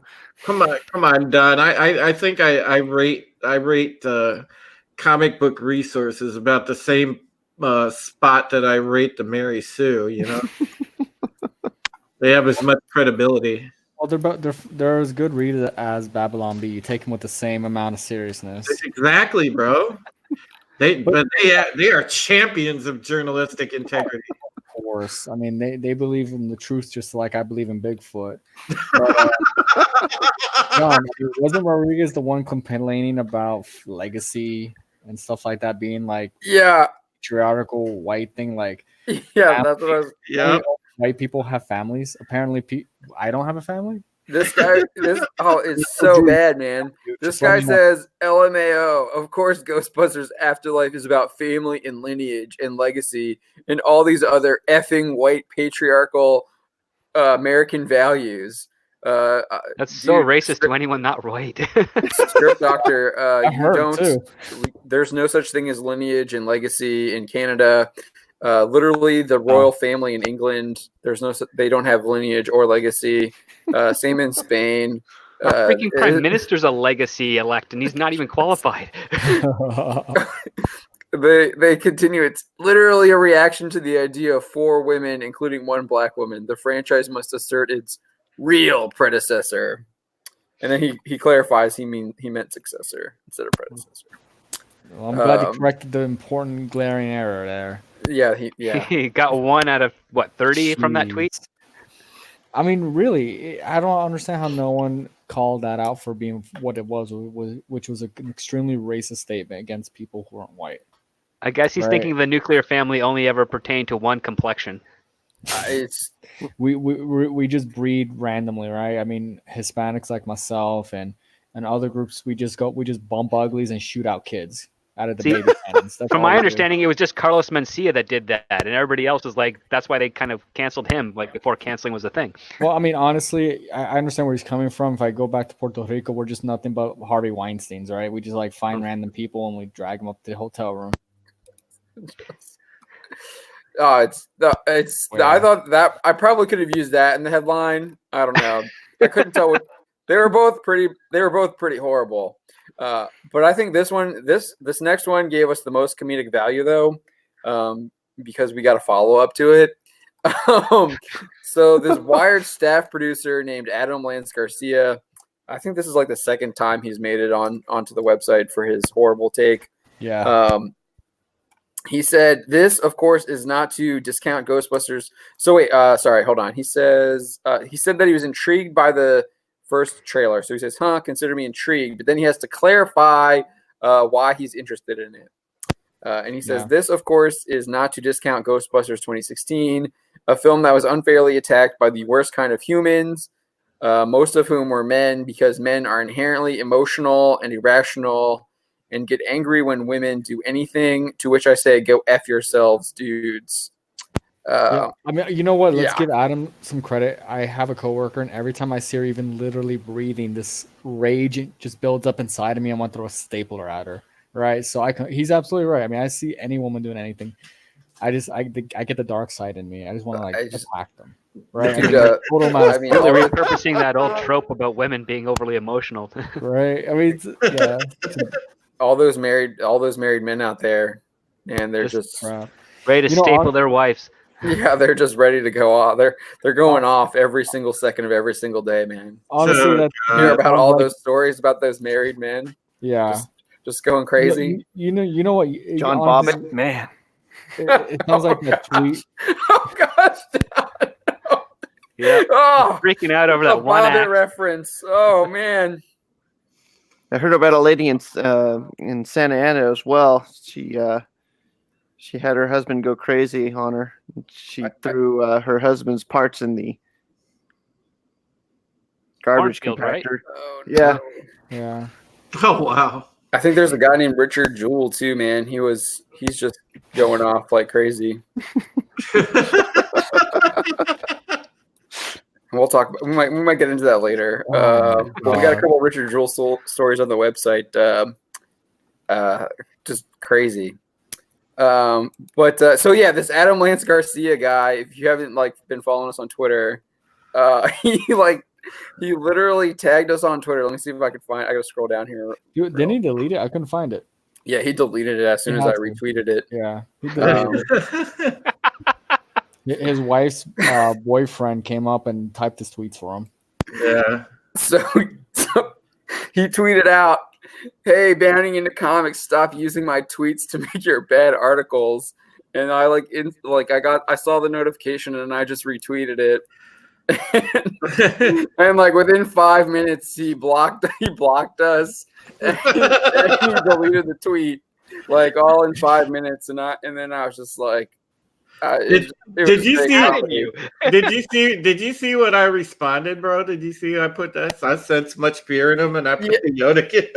Yeah, I saw that. I think Jorge had a good response too. Yeah, man, he's just like, what are you doing, man? You're just like, I just thought it was. I mean, you're gonna tag us and then try and block us, and I just was like. I was like, yo, this is just an easy retweet. I don't even need to say anything.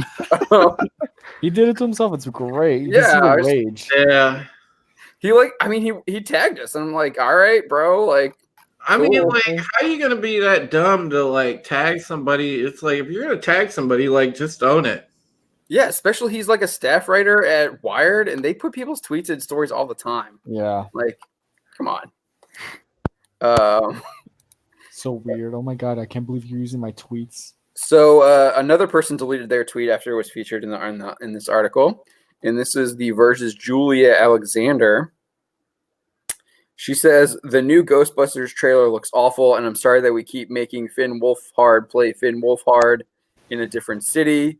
Only way I can imagine enjoying this is if I imagine Paul Rudd is Scott Lang and Ant-Man is just like, F it, time travel's real, why not ghosts? So it wasn't like a terrible take. It was just really high IQ, obviously. Yeah. She's playing 4D chess with her analysis right there. I can see where she gets her research skills from. Yeah. But you had a bunch of other people who were loving it. I got Blake here. She's written a couple she's written a couple things on Facebook, and she's allowed me to publish them as articles. She's a comic book writer. She also writes some novels. I think she's got an Indiegogo campaign running now. I think she's finally, or not finally, but her Everglade Angels graphic novel is shipping soon, I believe. So if you back that, you can look for that. And then Doug Ernst had some good things to say. I liked his take. It was like, it's a Ghostbusters trailer that makes me want to see a Ghostbusters movie. Weird. I was told that I irrationally have a thing against Ghostbusters a few years ago. No, Doug, you were literally told that a couple of minutes ago by Adam Lance Garcia, because as soon as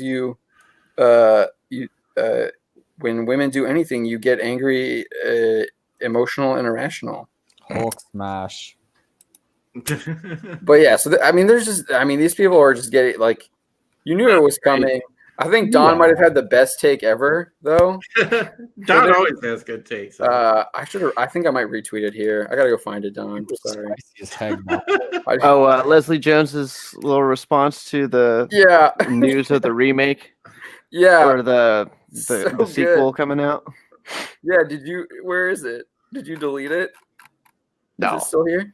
Where is it? I don't delete tweets. Oh, I'm looking on the wrong thing. I have to look at tweets and replies because you sent it as directly to me.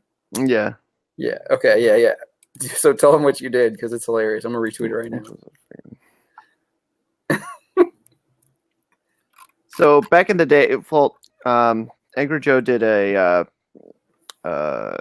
review of Ghostbusters 2016, and one of the stars, Leslie Jones, just didn't like her, and then he featured that tweet from January where she learned that there was a Ghostbusters film being made in spite of the 2016 version that they had made, and she just went off it's pretty bad. I retweeted it with a comment of, "Wow, this didn't age well." Oh yeah, this really aged well considering the amazing trailer we just saw. Yeah, the amazing trailer we just saw. Yeah, and Leslie Jones's take was so insulting, F us, we didn't count. It's something Trump would do. Trump voice. We're gonna redo Ghostbusters. Better with men. We'll be huge. Those women ain't Ghostbusters. Ugh, so annoying. Such a dick move. And I don't give a F. I'm saying something. The trailer is literally showing us that one of the leads is a young girl. Also, didn't Leslie Jones get fired from SNL? I'm not. I think know. she's quitting, but it might be a. Because I think a couple weeks ago, my friends were had it on the background at their place, and I remember not hearing her name, where it should be. I was I wonder why she's not here, because she was considered the hot ticket item on that show for 2 seasons, even though she barely did anything. But yeah, so that was Don had that was super hot take. That was pretty good. You might get some your notifications might blow up now. Phil's notifications blew up. He was like, "What's going on?" And that was our Daisy Ridley going after Trump tweet, or not tweet, but the tweet was the story. But yeah, he had a good take too on that. But yeah, I mean, these people are just it looked like a really good trailer. Feig even turned around. Paul Feig even turned around. What was that? Paul Feig, the 2016 director, he actually turned around and said he praised the trailer. Well, yeah, he still needs work. He did last Christmas and nobody saw it, and that was just like a couple weeks ago. Oh man. But yeah, I mean, I think a lot of these people didn't even watch the trailer, and they just were going to come out and like attack the film no matter what. Especially since people were actually like, oh, this actually looks really good, and they probably saw a bunch of people that were criticizing the 2016 film, liking it, so they were like, oh, we gotta attack these people. This is an opportunity. Which sucks because they're kids. Philip put it out. Hey, what the heck? They're kids. Yeah. Yeah, they're attacking kids. Gosh. It doesn't matter. I think they've proven plenty of times in the industry they don't care if it's kids. If anything, it's better if they target kids.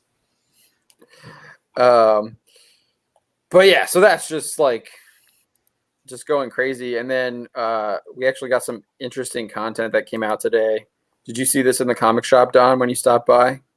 Did you see Frank Miller's latest? Oh, the Golden Child, yeah. Yeah, he's gone woke. He talked about something like they're creating a whole new Batman universe where it's going to be Jack Napier as the Joker. That is White Knight. Yeah, White Knight. That's already been created. That's okay. What's his name? He did that. I have his book on the shelf over here. He's got 3 names. That's a different guy. That's not Frank Miller. Okay. I'm totally blanking on who it is. I freaking can see him and I can see his name on the book, and I'm just one of those times where I'm just blanking. I'm sure someone in the chat will chime in and let us know. Yeah, so Frank Miller came out with his Dark Knight Returns: The Golden Child, which features Carrie Kelly. It features Lara, which is Superman's daughter, and then it doesn't have Eddie Murphy in it, does it? No. Oh. It's got Greta Thunberg though, and it's got Donald Trump in it, and it's also got John, Superman's son, which I'm not really sure how he comes into existence. Super awesome. Because because Lara is the daughter of Wonder Woman, and I'm not sure if we missed something between. There was the Dark Knight Master Race, which was the Dark Knight 3. Right, but I don't know. Does Lois Lane appear at the end of that? I'm not really sure. I don't remember. No, she's still dead. Right. The baby is Wonder Woman's, and it's like the citizens of Kandor try to kidnap the kid, the baby that Wonder Woman gave birth to, that she got impregnated with in the Dark Knight 2. Oh, okay, so John is Wonder Woman's kid too. All right. Yeah. This one. All right. Yeah. It's been a while. Bruce did the Lazarus Pit at the end of Dark Knight Master Race, I think. So he's like a young man again. Yeah, he did. I think so. Yeah. And I think he's like in a relationship with Carrie Kelly now or something. It was really messed up book. I don't remember him. I don't know. I know Carrie Kelly becomes Batwoman. Yeah. But yeah, so Carrie Kelly is Batwoman. So you've got that, and then you've got and then Darkseid is somehow showing up, and then Joker has returned. He's back alive again, and the whole thing is like Darkseid and Joker are controlling Trump, and he's like a puppet of Donald Trump, Donald Trump is a puppet of them, and I guess he's just trying to turn Earth into apocalypse, and his goal is to do it through a political election. It's really weird. Doesn't really make a lot of sense. Well, that's current day Frank Miller. Oh my God. Who knows how Joker is alive? He died in the first one, didn't he? He was died and cremated in the Tunnel of Love. Yeah. So I have no idea how Joker's alive, but he's alive. So you got Greta Thunberg shows up at the end of the book, and she's part of this army that Carrie Kelly has assembled to throw rocks at Darkseid. So it looks like they're going to stone Darkseid after he's somehow lost all of his powers by fighting Lara and John. and then I don't know. It was really I don't know. It didn't make a lot of sense. I was What really version confused. of Darkseid? Darkseid's like Well, he's a god. super powerful. Well, he shows off how powerful he is. He like while he's fighting Lara, but apparently he like in this version he like if he uses too much of his Omega power, he like Can be overtaken by himself. Swede. Yeah, so his like power like is weakened. So they literally throw a rock at him and he starts to bleed. Oh. And like the book ends with a mob about to like stone him. Stone Darkseid. So Darkseid took her childhood and she in return took his life. I guess. It's just really weird. It's totally a fair trade. It basically was like Orange Man bad. Frank, what's happened? Yeah. Yeah. DC, what's happened? They hate So Mark is talking about Batwoman in Crisis. I'm not watching Crisis. I've tuned out of the Arrowverse. I put up that trailer for Stargirl. Actually, it looked somewhat decent. Obviously, it's a DC Universe CW hybrid production, but it's going to be aired on CW. It looks like it looked decent. Has some high production value, but I didn't watch Crisis. But Mark is telling us that Batwoman kills Batman. Yeah. What? Yeah, she does. What? Wait. Explain this. Okay, Huh? so What? so for some reason the Batwoman and Supergirl go to another Earth to get the Paragon of Courage, and it's supposed to be a future Batman. So they go to Wayne Manor where they meet Kevin Conroy portraying Bruce Wayne without a director on set because he's just winging it, and it's like the worst acting I've ever seen out of Kevin Conroy, because I don't think he knows what's the content or the tone of what the show is supposed to be. So I want to stop you real quick. Yeah. If you remember correctly, what's his name? Lex Luthor actor. Michael Rosenbaum? Yeah, Michael Rosenbaum literally turned down the role because he said they had no idea what his part would be, and they lowballed him on an offer. So and gave him only 2 weeks notice. Yeah. Right. So yeah, there is. I just want to put that out as context. We do have information on what was going on when they were recruiting all these cameos. So he said that they like had no script. Yes. They had nothing. Right. Wow. And I don't think. I mean, they may have had someone on set who was told they were the director, but they did not do any directing in this. Because like I remember Kevin Conroy from the Murphy Brown days. Like he had one episode in that, and he was like, that's how I knew who he was first. And then you hear his voice on Batman, and I'm like, oh my god, that's this soap opera actor, the stage actor, and whatnot. So to see him, he's in this like rubber and plastic like exoskeleton, but like wearing a really nice suit underneath it, which is kind of silly. And his dialogue, his vocal tone, his methodology, it's all over the place. He's a Batman that killed once and now he became obsessed with it, and he killed that world's Superman.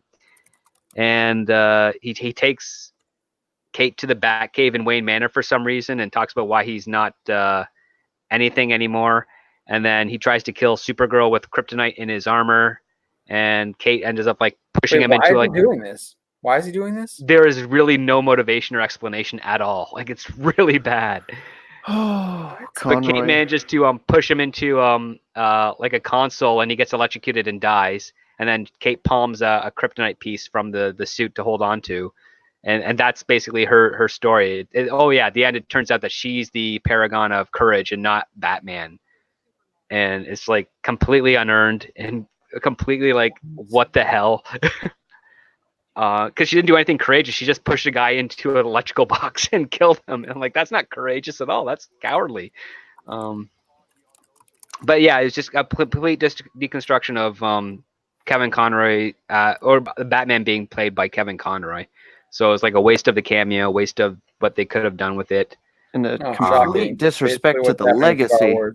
Oh. Yeah, like, and this is a different Batman. This is like they've even brought back Alexander Knox in it. Robert Wool, who played the reporter in the Michael Keaton Batman movie. Like he's back. like for like one half scene at the start of it, and right before he like vanishes and whatever the heck the thing is. And yeah, it's just a messy episode. The only part that's good is when Brandon Warouth is in it, and he plays the Superman Returns Superman. But it's also Kingdom This is in the Come. same episode. it's also mixed with Kingdom Come. So he's lost Lois, Jimmy, Perry White, like the principal staff of the Daily Planet, and now he's the editor in chief. But he's still kind of hopeful. He has a son named Jason, just from Superman Returns. We don't see the kid though. And John Cryer as Lex Luthor uses some sort of book to mind control Brandon Routh Superman for about 30 a seconds. book. Where like a magic book that can rewrite. I don't know what it's from. It's like just a magic book that can apparently rewrite Superman's consciousness. And him and the tiny Superman from Supergirl have a fight, and it has really bad capage. Tiny Superman. The tiny Superman. He is Tyler Hoechlin. He's like Yeah, 5'9". He's like shorter than He's shorter than me. Than Melissa. At least it looks like. Yeah, he's like Melissa's height. But Melissa is in heels, and she's like 5'8" in heels. And when they're side by side, they're like eye level, which is whatever. I don't care. But they have like capage. So instead of the cape like trailing behind them, it just like kind of billows out like a glider, and it's like really bad. It's like early '90s like Lois and Clark cape techniques. It's like they didn't even try. But Brandon Routh just like owns the scene as all the scenes as Superman. Like he's more confident. He's more like Clark Kenty. He just kind of like acts around everybody because he knows the character well enough to figure out what it is. And rumor has it that he's always been kind of like toying around at home, pretending to be Superman for like a minute at a time, like around his kid or his wife, just to like have fun or piss her off or something.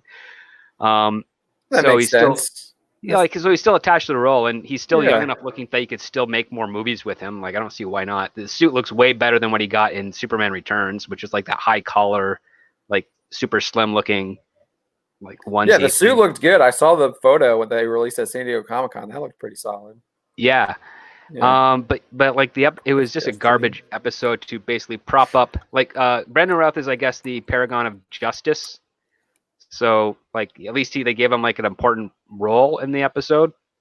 But it's all just to prop up Kate, who hasn't earned anything or done anything in all of the episodes that she has. And I ended up finding this afternoon at work a short, like 90-second interview between the showrunner Carolyn Dries and Kevin Smith regarding this crossover event and her writing of Batwoman. And she just lies blatantly about the show. So I'm going to probably pick that apart for a video one day and just prove all the things that she said that was not true, and just kind of stick it to her on that. Yeah, send me that link because I'd be interested in looking at that as well. And that's what's crazy, man, dude. I'm glad I've tuned out of Arrowverse, man. And then they bring in Tom Welling, who played Clark Kent on Smallville, and he doesn't play Superman because he doesn't want to play Superman. He's fine with Clark Kent. Confirmed rumors. Okay. And he gave up his powers like years ago. What? Yeah, to just be a farm guy and marry Lois and have two little girls. Oh. What do you mean he gives up his powers? So it's the Superman 2 thing. Kind of, yeah. Like basically when you're introduced to this Tom Welling Superman, he's chopping wood and he's sweating. And you're like thinking, well, why is he sweating? He's Superman. And then Lex Luthor comes by to try and kill him. John Cryer tries to come kill him, and he like thrusts kryptonite at Tom Welling, and Tom Welling just grabs it and tosses it into the cornfield. And he's like, yeah, I gave up my powers years ago. And then he punches out John Cryer. He's like, I'm still stronger than you. And then Erica Durance comes in and talks about how their two daughters have made a mess in their home, and they just kind of walk off. And John Cryer just kind of goes off to the next Earth to try and kill another Superman or something. It was really like stupid. How do you give up your powers?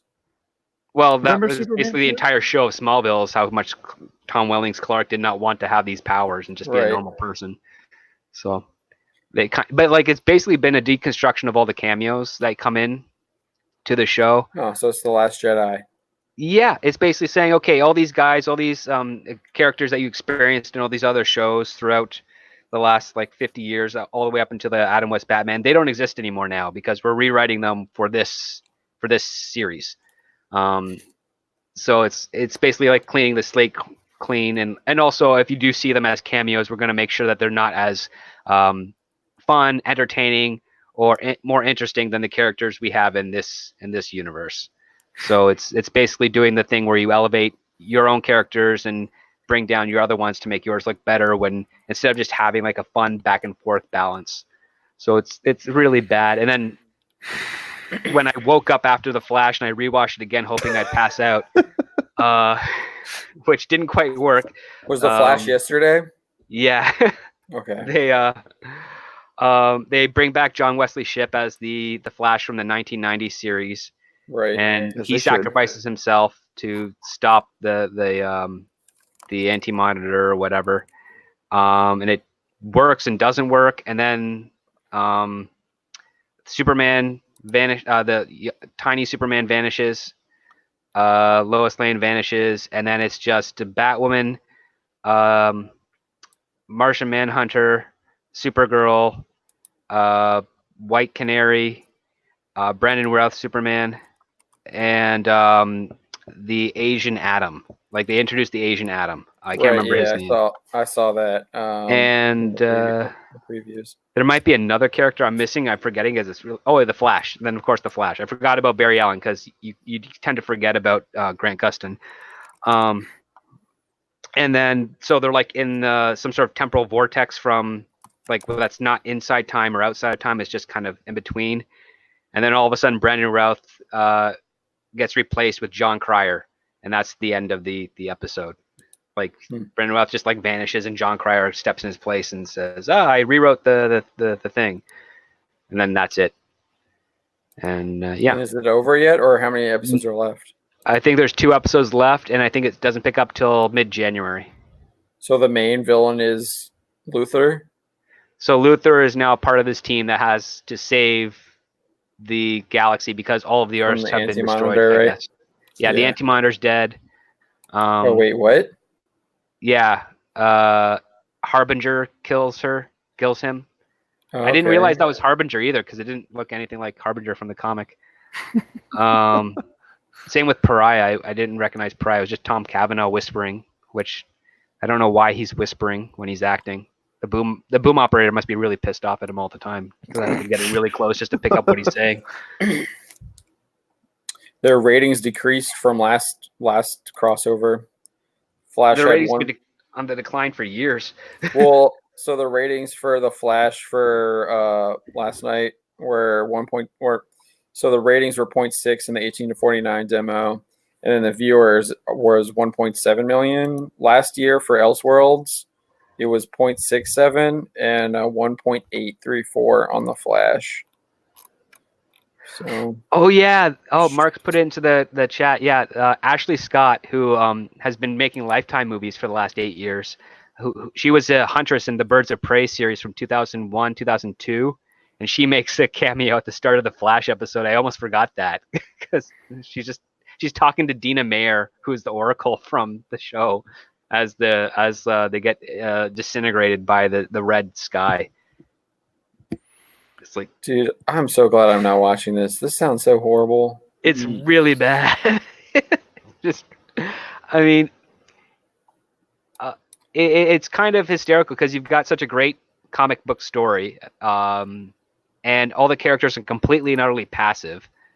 So you don't even care that they get erased, which is fine by me because I'm just thinking, yes, let the bad guys win. Let's Infinity War this and just let it end and die and make a new show. Let's start with Stargirl. It's going to be garbage, but at least it's new.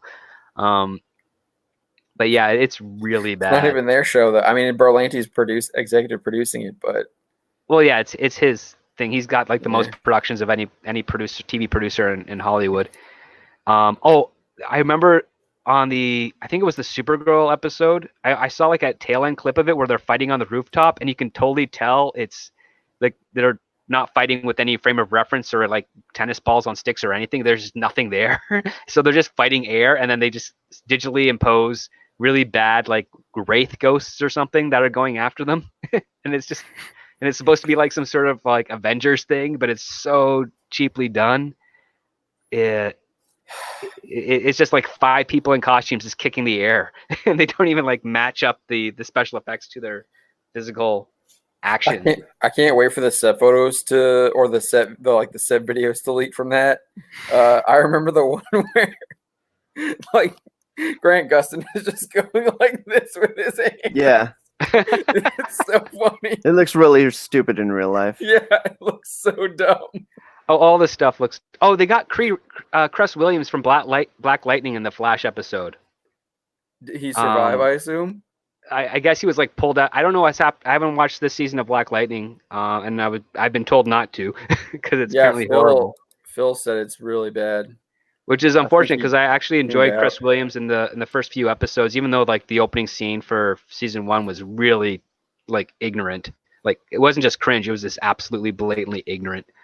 But I like Chris Williams because he's a good character actor. I've seen him in a bunch of other stuff, and he's actually the only one holding that show together. Yeah, his acting is solid. I watched that first season, and I thought I enjoyed his role, and I thought there actually was something solid there, somewhat interesting. But I mean, it was more watchable than the Flash for me at that point, because I tuned out from the Flash.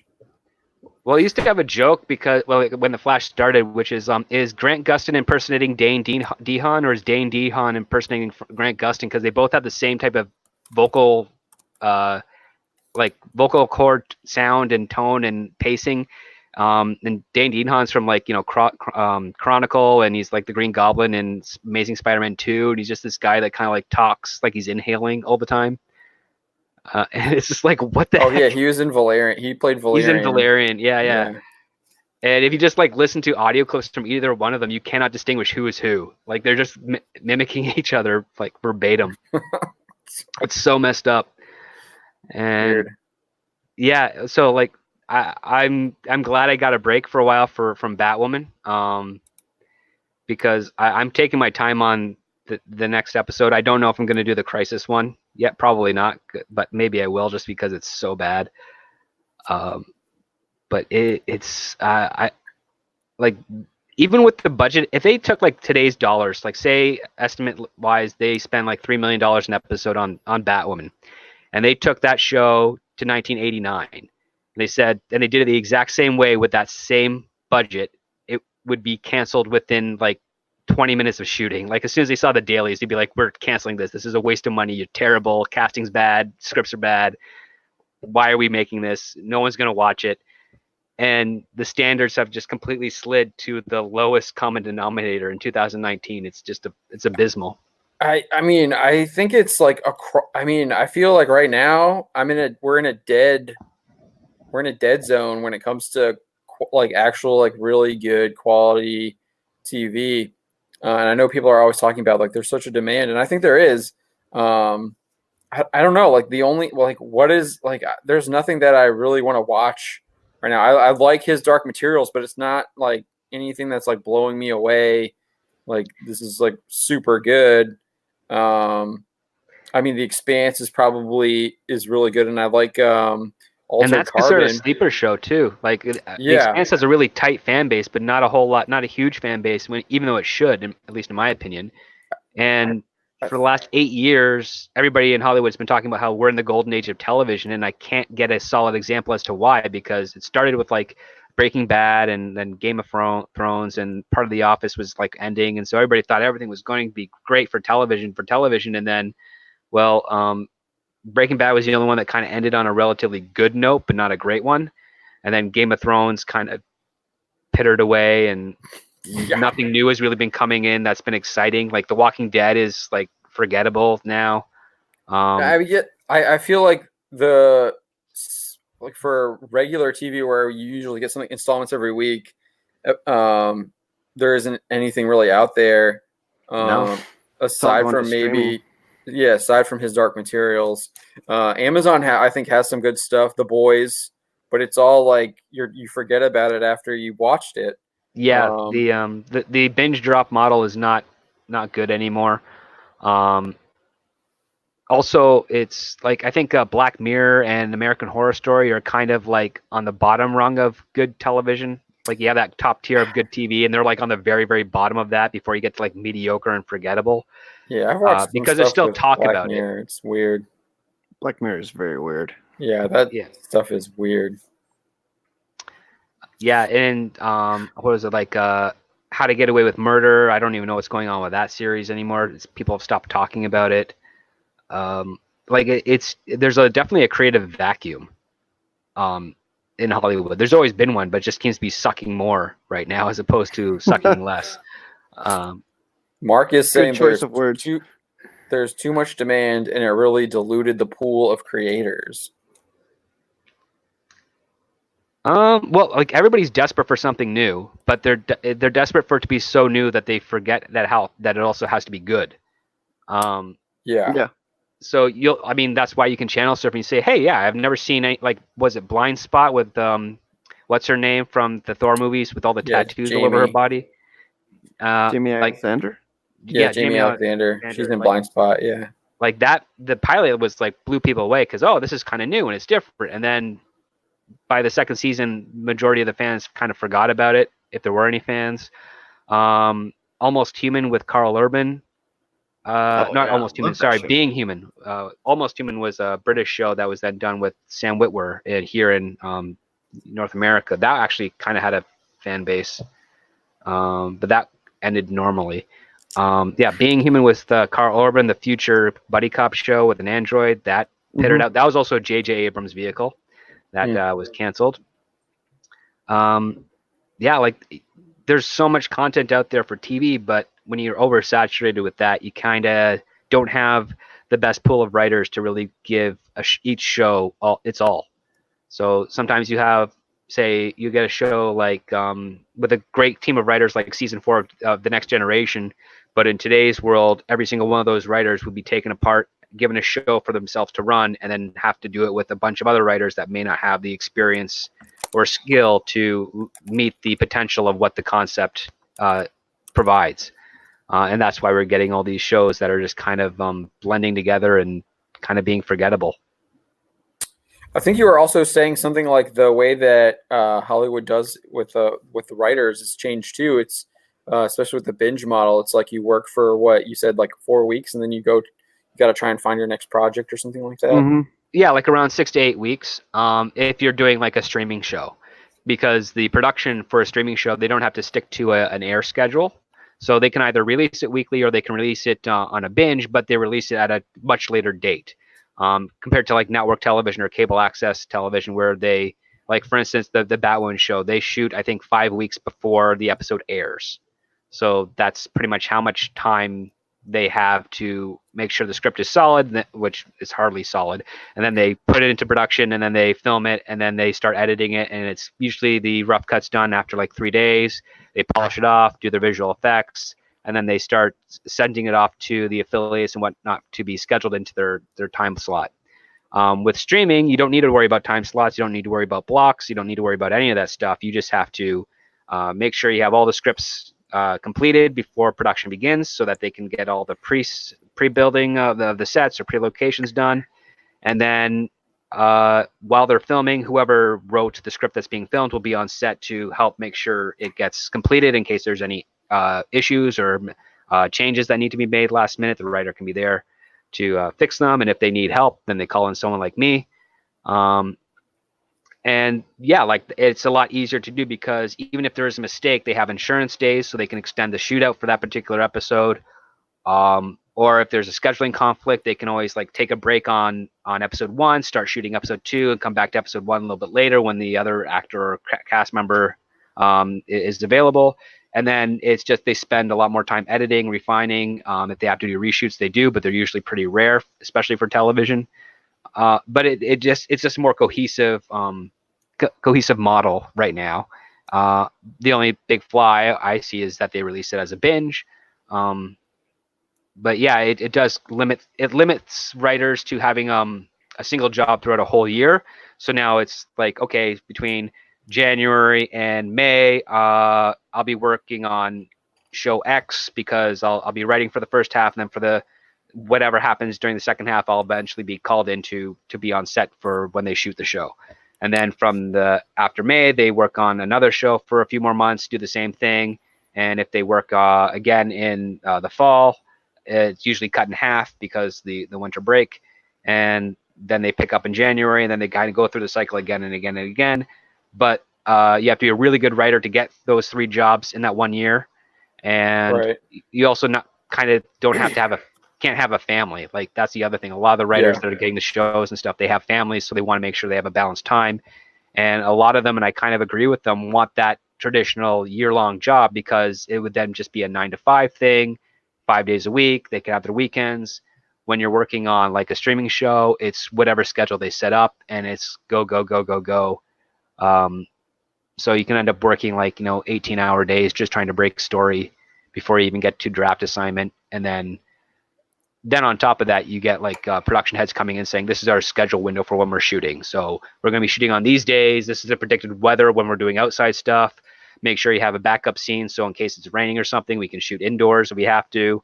A lot of variables to do it. And then because it's constrained, we're into a shorter time frame.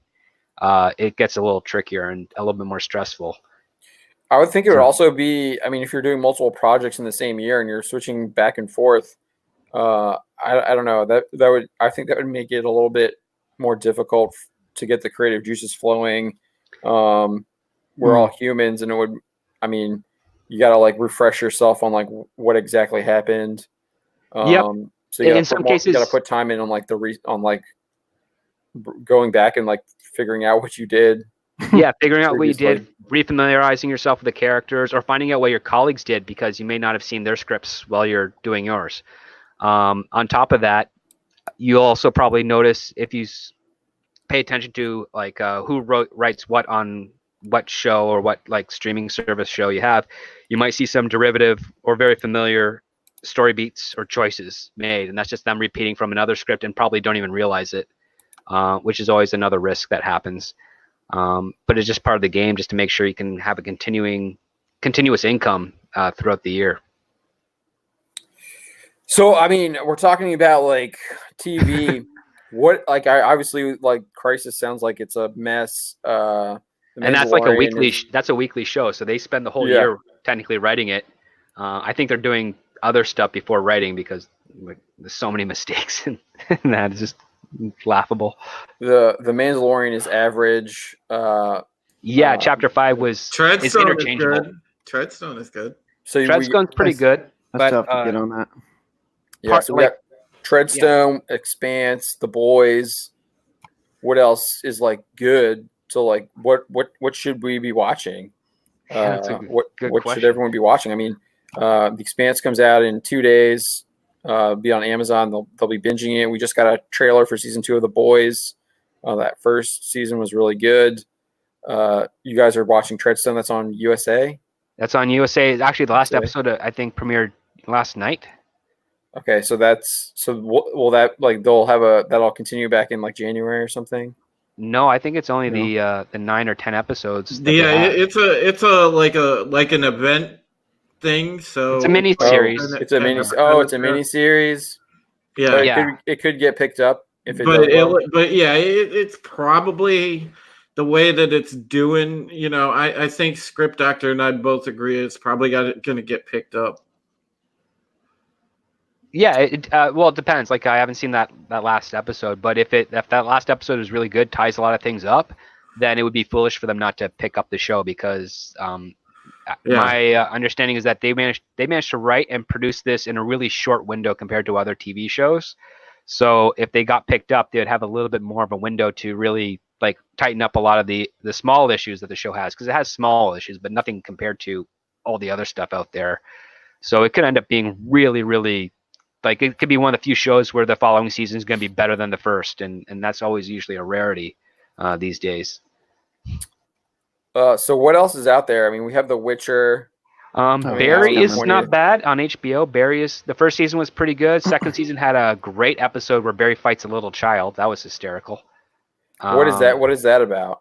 That is about a professional hitman who goes to LA to kill an actor and ends up deciding that he wants to be an actor instead of an assassin. And he's trying to sort of break out of that lifestyle. and it's really dark, and it's played rather earnestly, and it's got Henry Winkler in it, who is fantastic. Yeah. I may have to check that one out. I like his Dark Materials. Seems to be staying consistent with the book. It's added in a little bit more wrinkles earlier on than what the book does. So it lets you in on like kind of what's happening in the universe, which I don't mind. I think the adaptation has been pretty solid. I know Watchmen this is the last. Seems like it's horrible. Oh God! I saw the last week's episode. I could not help but laugh throughout the whole thing. Was that last one, episode 7? I'm behind episode, I think. I think it was it was episode 7. So that's the one I haven't seen yet. If you go on Twitter, there's tons of little memes about that episode. If it hasn't swept by your feed, consider yourself lucky. I've heard some stuff about what happened, but I'm on 6. I just finished up 6, and is that the one where he went to space on the trial? Oh yeah. That's the one where he's out in space. Yeah. Yeah, that was right. The trial's the next episode, I think. Yeah. So maybe I'm too behind. There's he was Vikings just captured by the warden. Yeah. I haven't watched Vikings in a while. I loved the first 3-4 seasons of Vikings. I know its final season's airing now, and but they seem to move away from Ragnar, and I was just like, eh. Yep. I know Curb Your Enthusiasm is coming back. So I don't know if you're into that, but it's coming back. I'm trying to think of sci-fi, fantasy type shows. There's not a whole lot. Yeah, even good dramas or that's what I'm saying. Altered Carbon, but that's been on hiatus. I feel like for forever now. Yeah, there's also Into the Badlands, right? That's also Netflix. Yeah, Into the Badlands is on AMC. I like the first season of that. Oh, that's AMC. Okay, yeah. I'm a little bit behind. It's on Netflix as well. Mark's saying he tried Jack Ryan but dropped it. Yeah, dude, I dropped out too. Yeah, I didn't even bother with Jack Ryan. I'm a Tom Clancy fan. I love Without Remorse. Apparently they did a teaser. There's a movie adaptation which Michael B. Jordan is playing John Clark in a race change role. But in Without Remorse, I think that's probably one of Clancy's best books. Super, super good. If you haven't read it, I recommend reading it. So I do have some high even with the race change. I think it could be really good because the story is really good in the book. I'm surprised they've taken this long to do an adaptation of Without Remorse, especially given that revenge movies seem to do pretty well. Revenge action movies. Yep. Man on Fire, one of the great film. Let's see. I'm trying to think. I keep seeing ads for Emergence, but I haven't checked out the show. I don't know what that's about, but it's got the actor who was in the first season of Fargo, who played the cop, and she ended up marrying Colin Hanks' character in that. So I'm thinking about checking that out just to see. Does Sci-Fi even do any sci-fi shows anymore? I don't know. They're kind of sappy drama right now.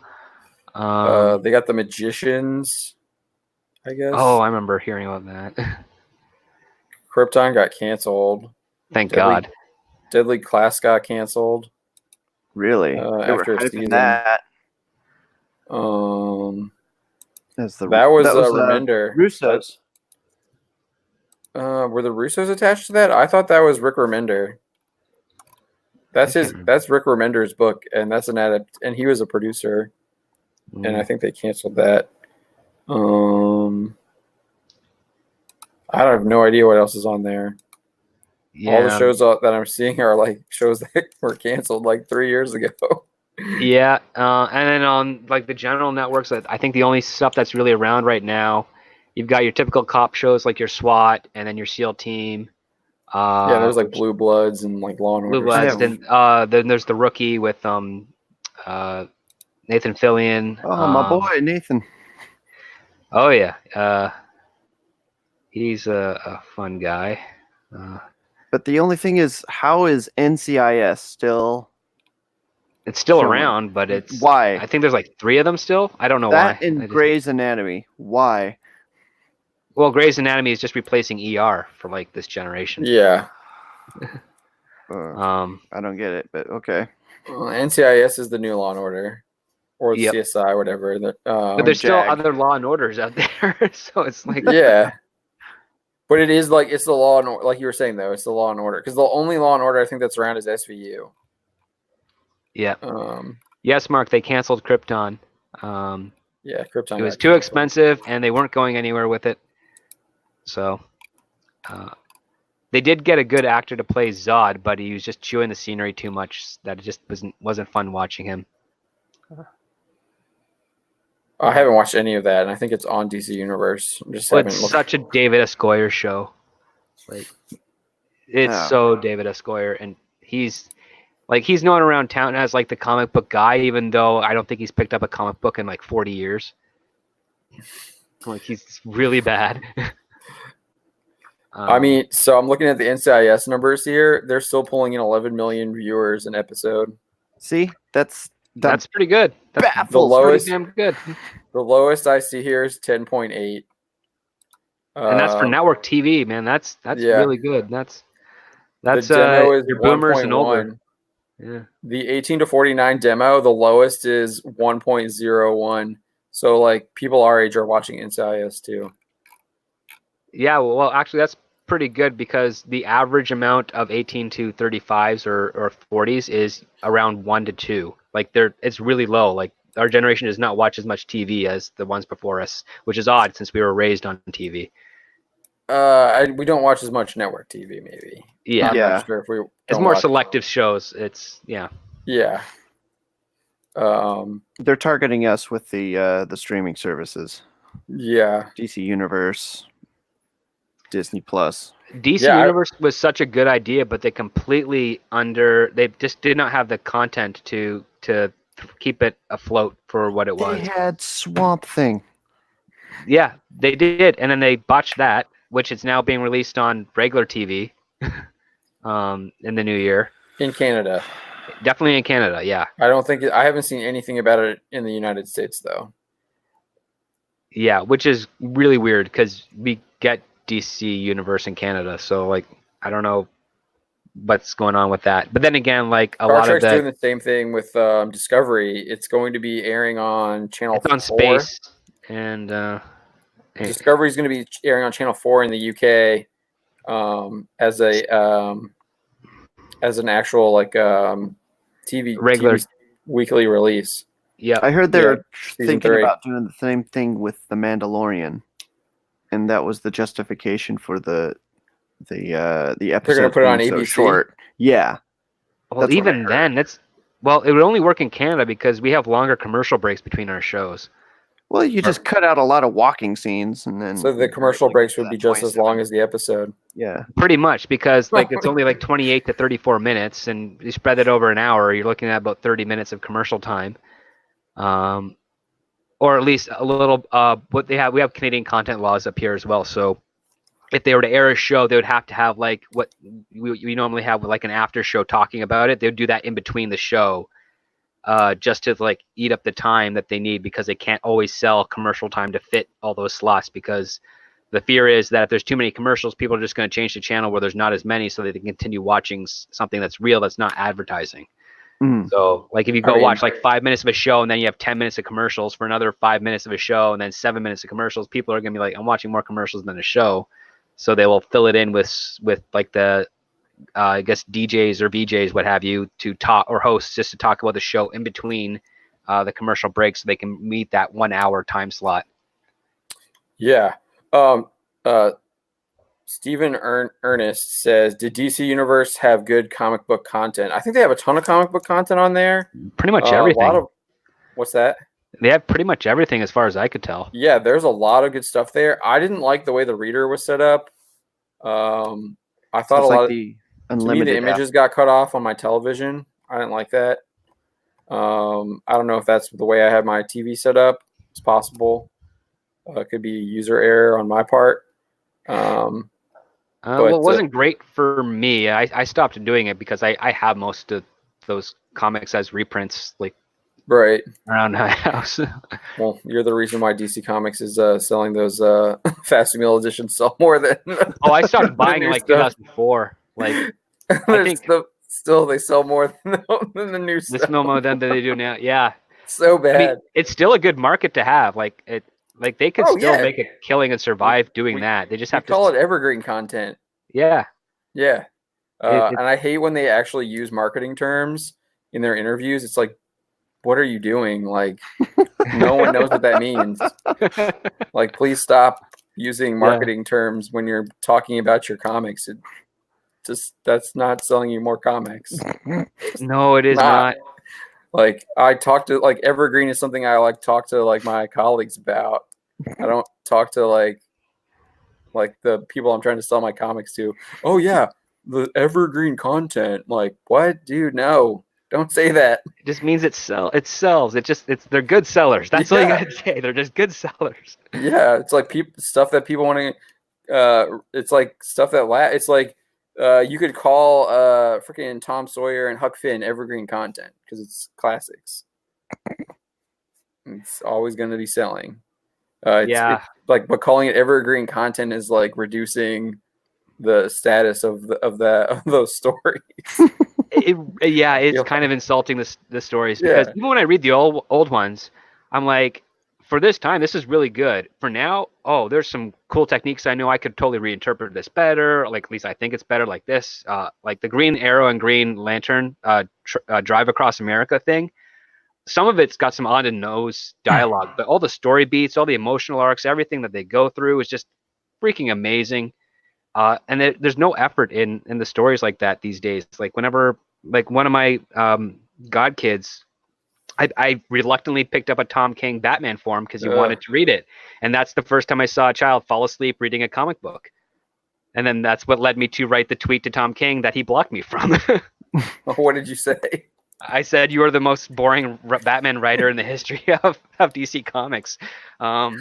Essentially, I make fun of modern day Frank Miller nowadays because he was trying to compare what he's doing with Batman now to be as impactful as what Frank Miller did in the 80s with The Dark Knight Returns, or he mentioned another writer, which escapes me at the moment. And I was like, number one, Frank Miller's kind of like he's like 5 hits out of everything he's done. He's got like 5 really good comic book stories, and everything else is just kind of derivative and crazy, and like he's mentally unstable. Like almost every story he writes involves thermite for some reason. It feels like he mentioned Neil Adams and Denny O'Neil. Yes, Neil Adams and Denny O'Neil. Like he tried to compare like what he was doing to that, and I said, you really as a writer, we do like to compare ourselves to other writers, but it's all like, how can we do something better than what they did, but not like ruin what they did to like the brand or the IP? It's like, okay, you're the bar. What can I do that can raise the bar more so that I can feel like I've earned, the privilege of writing for this character? But he didn't even go so far as that. He just kind of like said, like, I'm going to do it like this, and I'm going to imply that I'm as good as, or if not better than these guys. And I just responded, you are the most boring. Like Frank Miller is like accent. I was talking about like Frank Miller being, he's kind of sexist and misogynist and kind of off his kilter. And he's nowhere near to be among those names. And you're the most boring writer to grace Batman in its history of his character. And then I think he did the block, then he unblocked me, did a little doodle thing, and then reblocked me again. I just don't understand. And that was the first tweet I've ever given to him. And it's like, I don't know what the heck. It really hurt him there. I think he's like the reason why I pretty much I stopped buying mainstream comics. I mainly just fund Indiegogo stuff now. It was boring. Batman was boring. I don't know how you make Batman boring, but he found a way. And he managed to do it with Batman growing a mustache. And I'm like, right off the bat there, how is he going to hide the mustache? Like when he was in the cowl. Like, I think the most interesting Batman story, in recent times that I've read, it was a New 52 Detective Comics, and it was by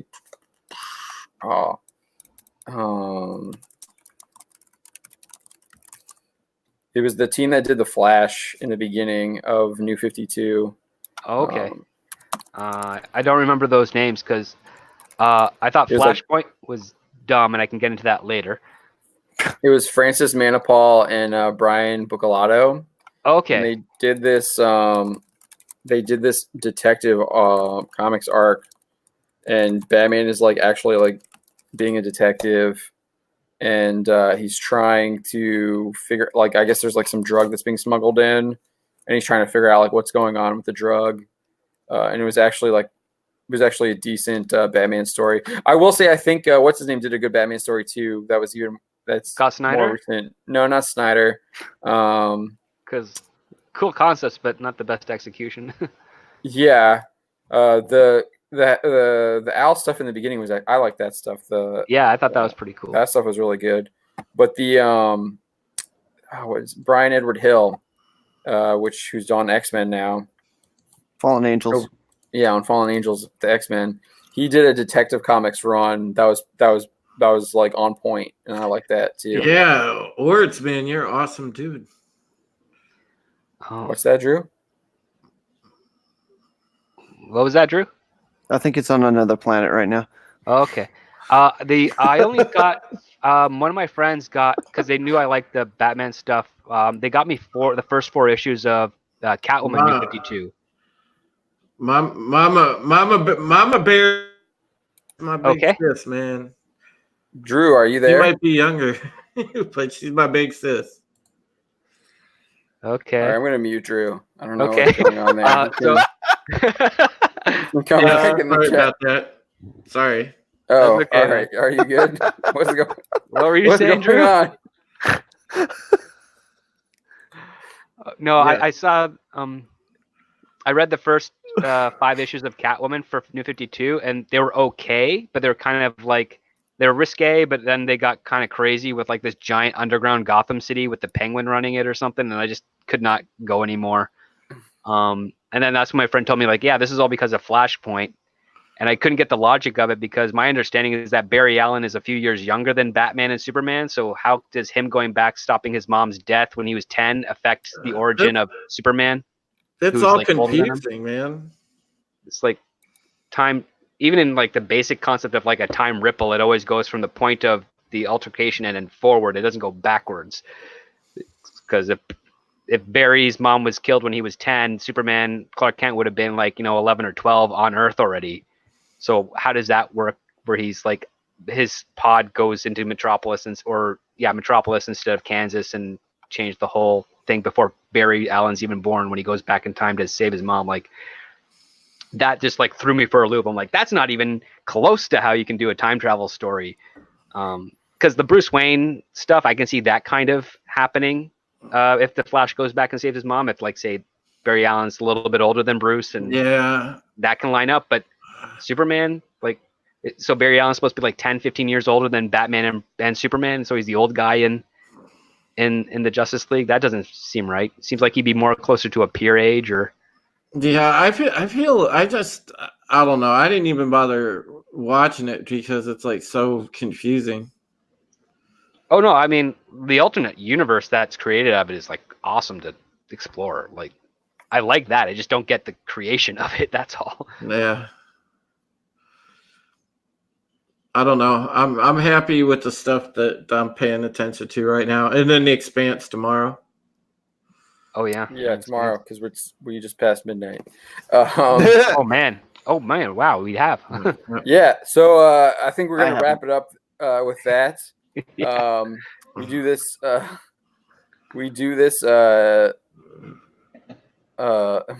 Wednesday. Yeah, we do this every Wednesday at 9. Sorry, I was reading the chat. We do this every Wednesday at 9 p.m. Eastern, and we do every Wednesday. Do the 9 plug. p.m. Eastern. Come on. Sounding live. Sorry, it's past midnight. My brain is shutting off. We talk about the latest headlines in the entertainment world. We also do Fridays at 9 p.m. Eastern. Our Mandalorian review. We will be joined by special guest OG Star Wars. Hopefully this Friday. Hopefully she'll be able to join us. Ooh. And then next Wednesday we'll be doing a Mandalorian / Bounding Live because the Mandalorian will be airing on Wednesday next week.